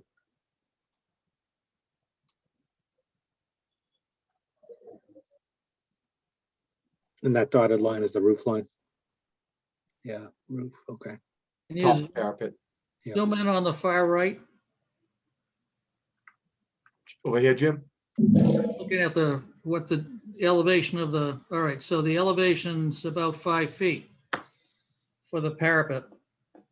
4, yeah. Yeah, 43 to 47, yeah. yeah. Okay. And Brian, what's the installation like? How they do it, Amy? Yeah, how they do it, how long it takes. Yeah, that's out of my pay scale. So Jared, can you help out Yeah, with that? Yeah, installation's pretty quick on these. A job this size, you're gonna have electricians, roofers. I mean, usually this is probably about a week job, and then you'll have some guys interior and inspection. So usually it's a 2-week process, but really footprint on site, you're looking at about a full week. Okay, so is there cranes in the road? Do you do it from? Won't be cranes. This building's small enough that we can get it with a reach forklift. Which there is a back lot on that back corner that we'll be able to get it from. That's not on the street side. We won't be in the street or blocking any traffic. Oh, okay.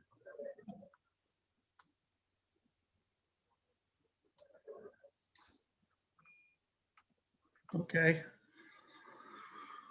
Are they redoing the roof also, or are they using the existing roof? It's pretty much a brand new roof up there anyways, right? Or Yeah, it's existing roof, so it's a TPO roof right now. It's pretty much brand new.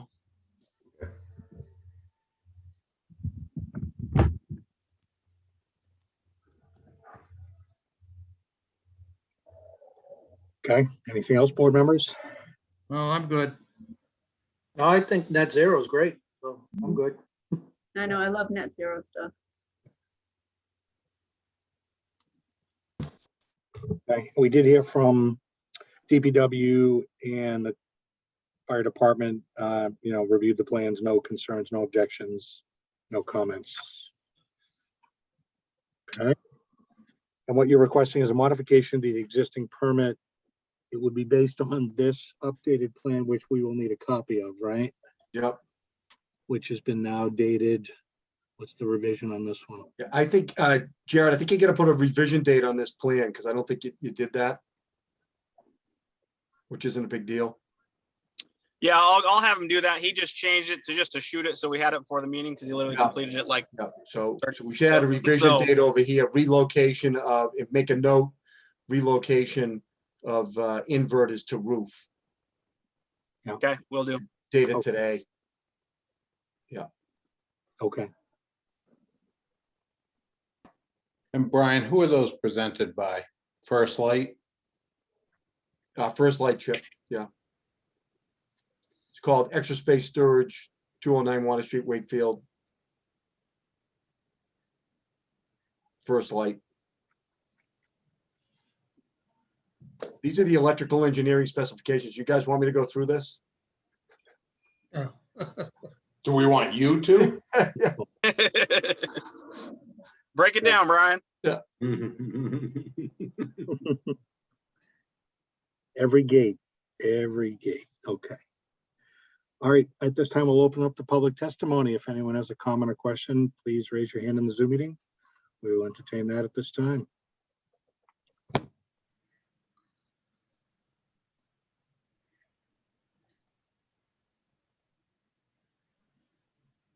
Seeing no hands, we'll close it to public testimony.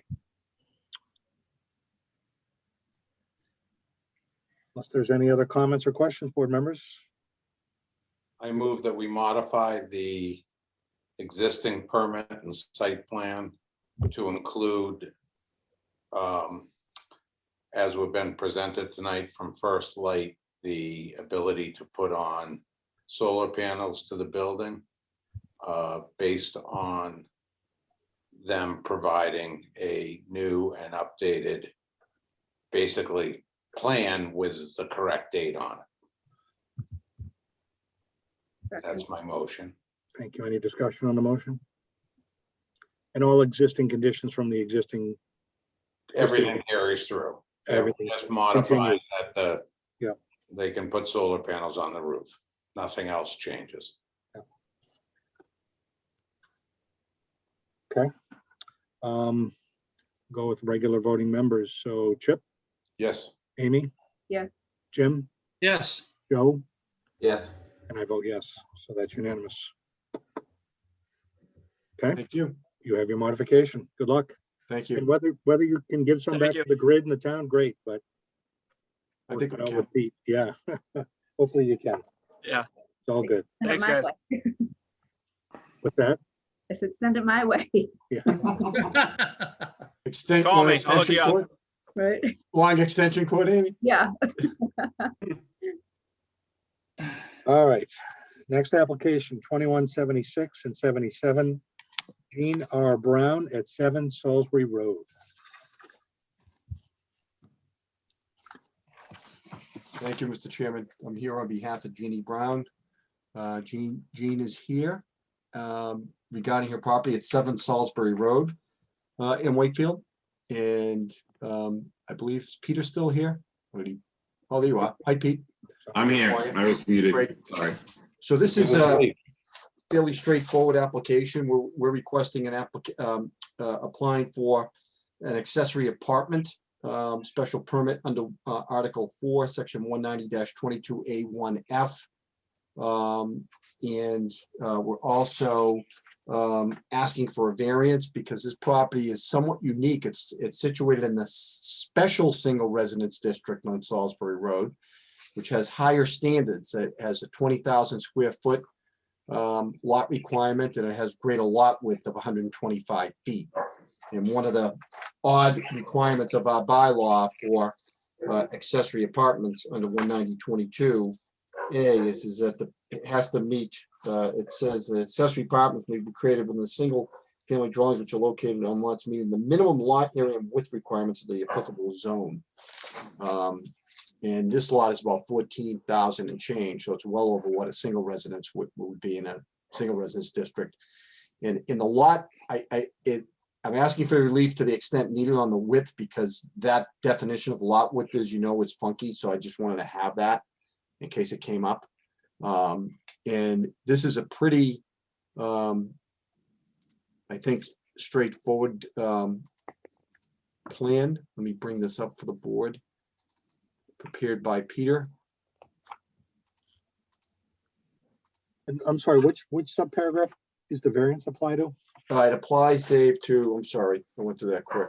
190-22 AF2.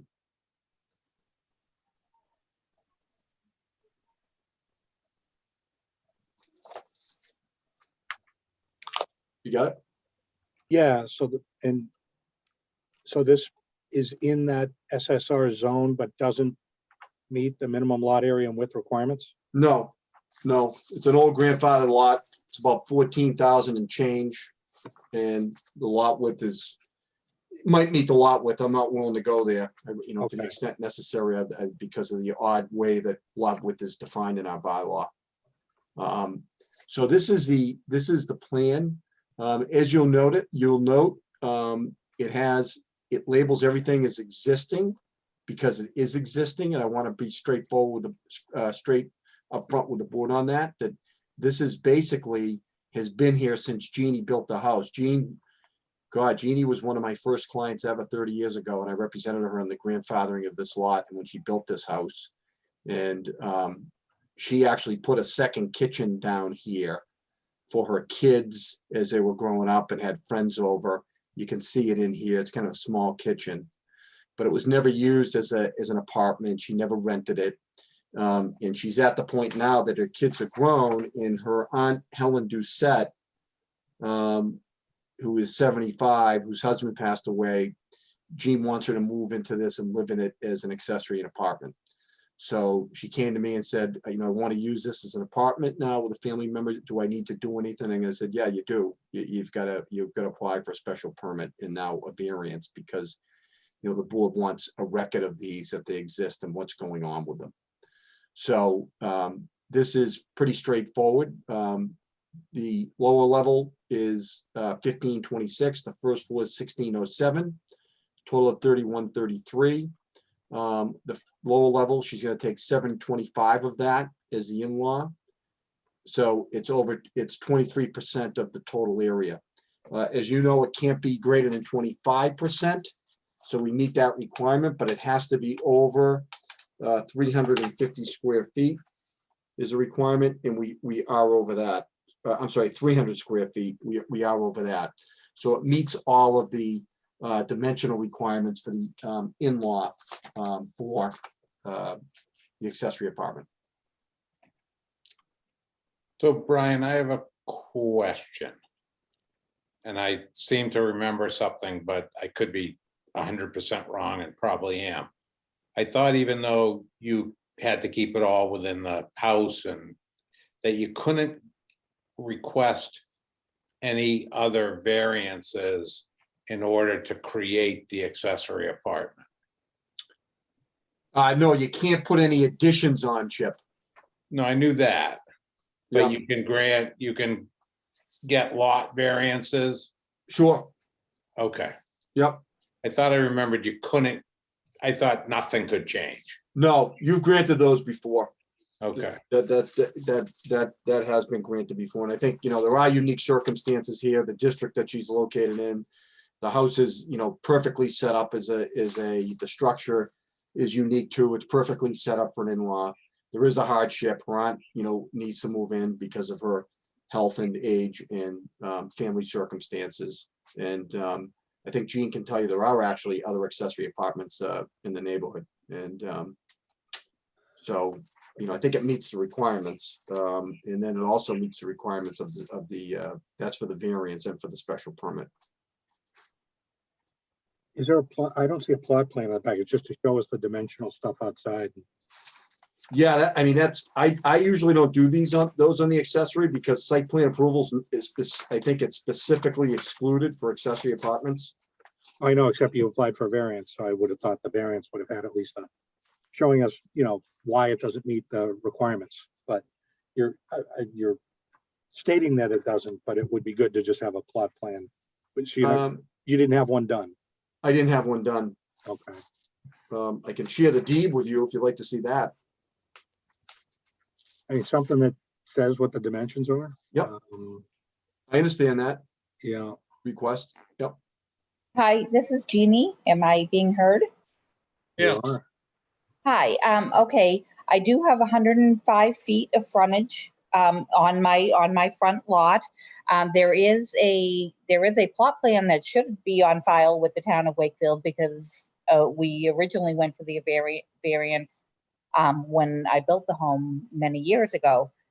And I meet all my setbacks. I meet all of everything. I'm even one of the honest people who put a shed on my property and came in and met with everyone and brought my plot plan for that as well. I don't currently have an electronic version that I can share with you this evening, but I assure you there is a plot plan for the property, and the in-law apartment is within the original home. So all of those things should have already been met. Mm-hmm. Yeah, hang on, Jeannie. I'm going to help the board with this. Okay. So, wait a second.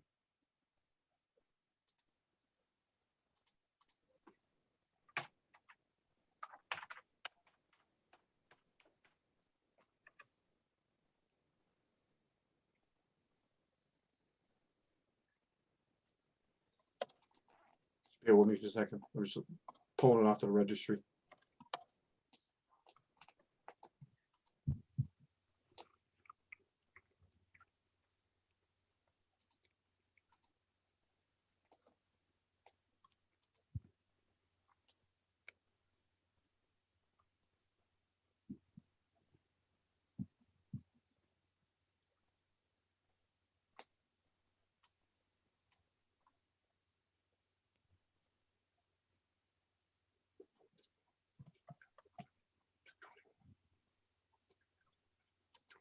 Okay.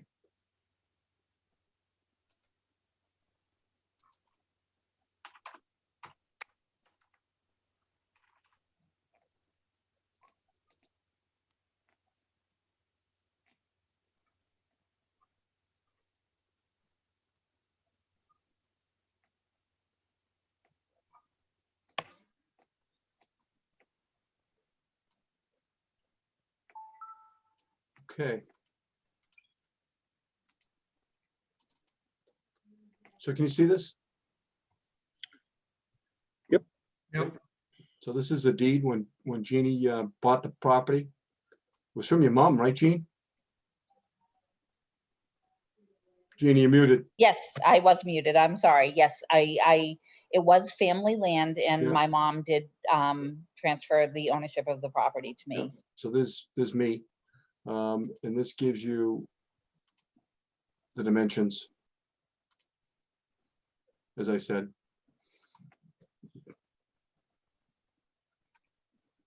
Goes back to an old plan and you can see it contains 14,218 square feet of land. And one of those dimensions is the frontage. Yeah.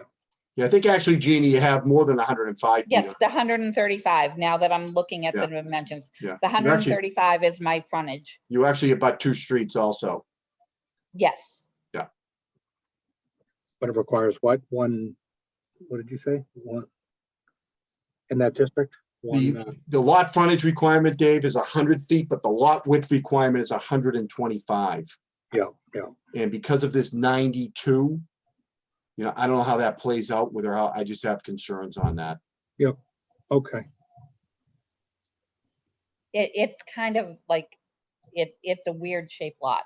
It's not quite square. If I knew my geometry better, I could tell you what it was. It's kind of square, but not quite.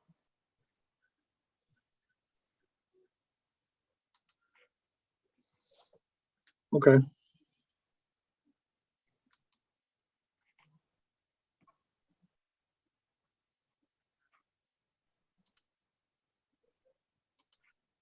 All right, board members, any other comments, questions? So it looks like all the other criteria as you ran down the list. Square footage, percentage of habitable area, no changes to the exterior.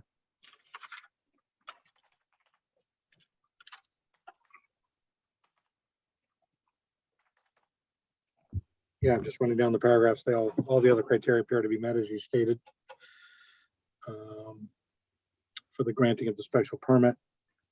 And I think the variance seems like the right thing to do, Brian, to your point. And I seem to recall we have done it when You have done it. Yeah. one of the other aspects, either the area, the percentage maybe wasn't met. We varied that as part Yeah, of and it. this shows you unique circumstances. And I think this is where I have concern with the lot width. Because it probably meets it if you go this way. But this is where I think that 92 is, and you need to have it all the way through the structure. And if someone said, well, it's a Rossmore Road frontage, I really think she meets a lot with, but I just get concerned about it. I just want, that's why I've requested a variance to the extent necessary from that entire requirement. Yep. Okay. I'm gonna miss Zoom. Can't bring this stuff up in the middle of a. Well, we'll see. It might continue even with our presence in the meeting. We'll see. Okay, so correspondence. Fire chief had no concerns. DPW had one comment. Did you see this, Brian? Have you Yeah, I seen didn't that? understand it. They referenced the wrong address and. Signs to construct the addition onto existing building. 109 Farm Street. Yeah, number of bedrooms. Okay. We got several letters from this department today. I wonder if they mixed a couple up. So it does look like this is. I don't know what, I couldn't make, it references this property, but then the body of the letter is something totally different. Yeah. Okay, I will take that back. Maybe if they have any other comments, we can get them, but at this point, yeah. Okay. Okay, if there's nothing else, board members, we can open up to public testimony. Anyone does have a comment or question, please raise your hand in the Zoom meeting and we'll entertain that at this time.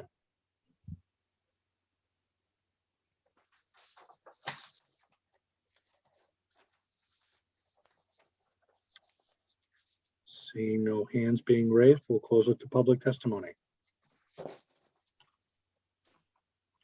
So we need 2 votes on 2 applications, the special permit and the variance. Anyone ready? Chip, you're on Zoom. You're on mute.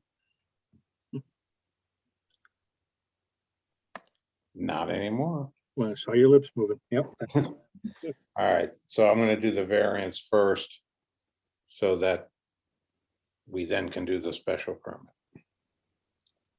So I move that we grant the variance as needed for lot width for the size of the property so that the accessory apartment can receive the special permit.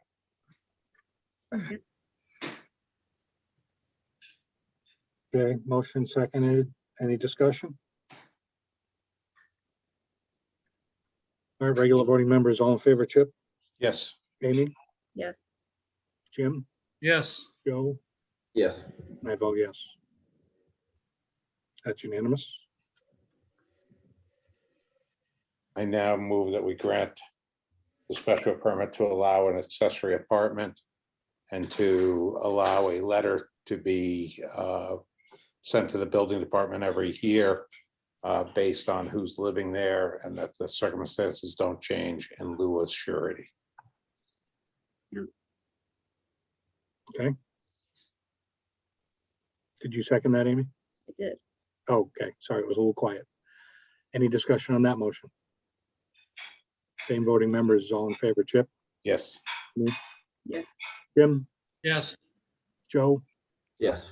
and I vote yes, so that too is unanimous. Okay. Good luck, Miss Brown.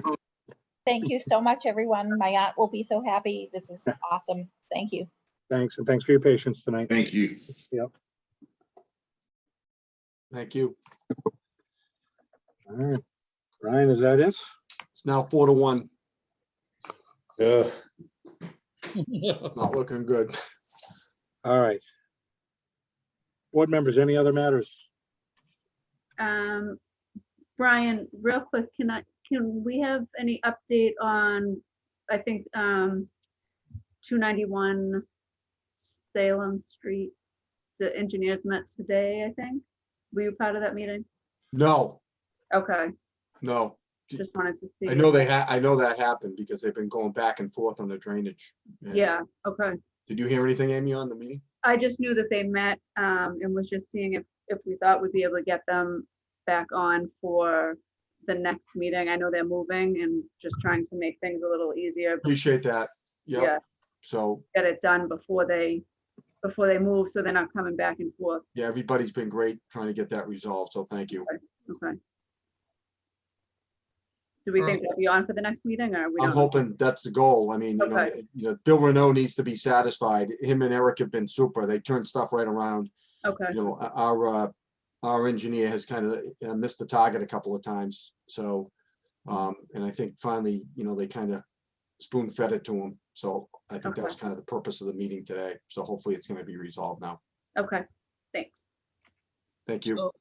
So at the TAC meeting the other week or so, besides Crescent Street, there was 62 Foundry discussed, and part of the discussion was on traffic and the like. And the one interesting comment made by, I don't know who the engineer was, but he was like from the signals group, controlling traffic lights and other sorts of things. And he commented that a lot of what's going on, basically, the traffic lights in this town are time clock driven and not program driven or electronically driven, so they can change their habit based on traffic at time of day, driven by computer. And he said in a lot of cases, basically, some of this could be solved by putting money into some of the signal systems in this town, and would help the traffic considerably if you had intelligent systems.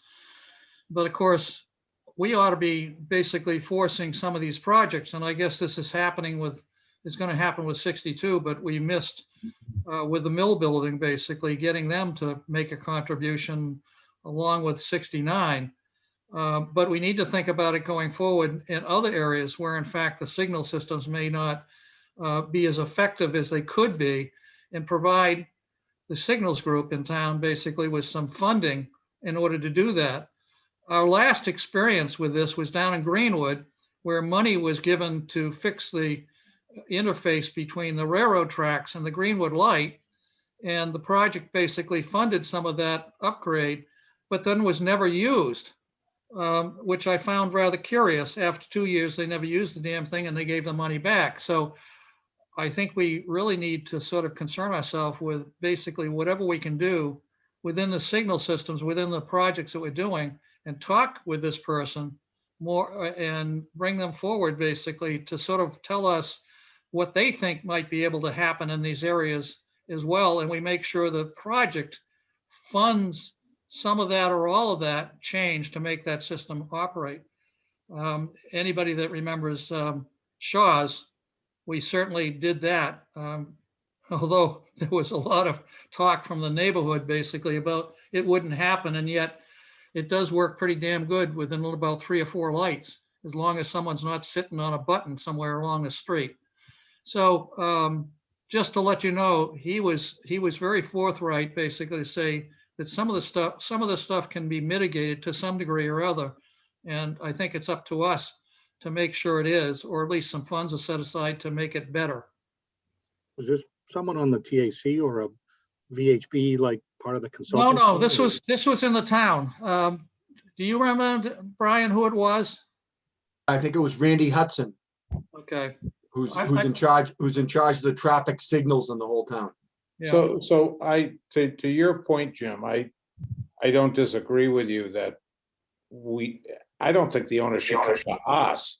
I think it should come from TAC in their recommendations that we do something, that there are signals done. And thus we say meet TAC recommendations. Well, I get the impression that he looks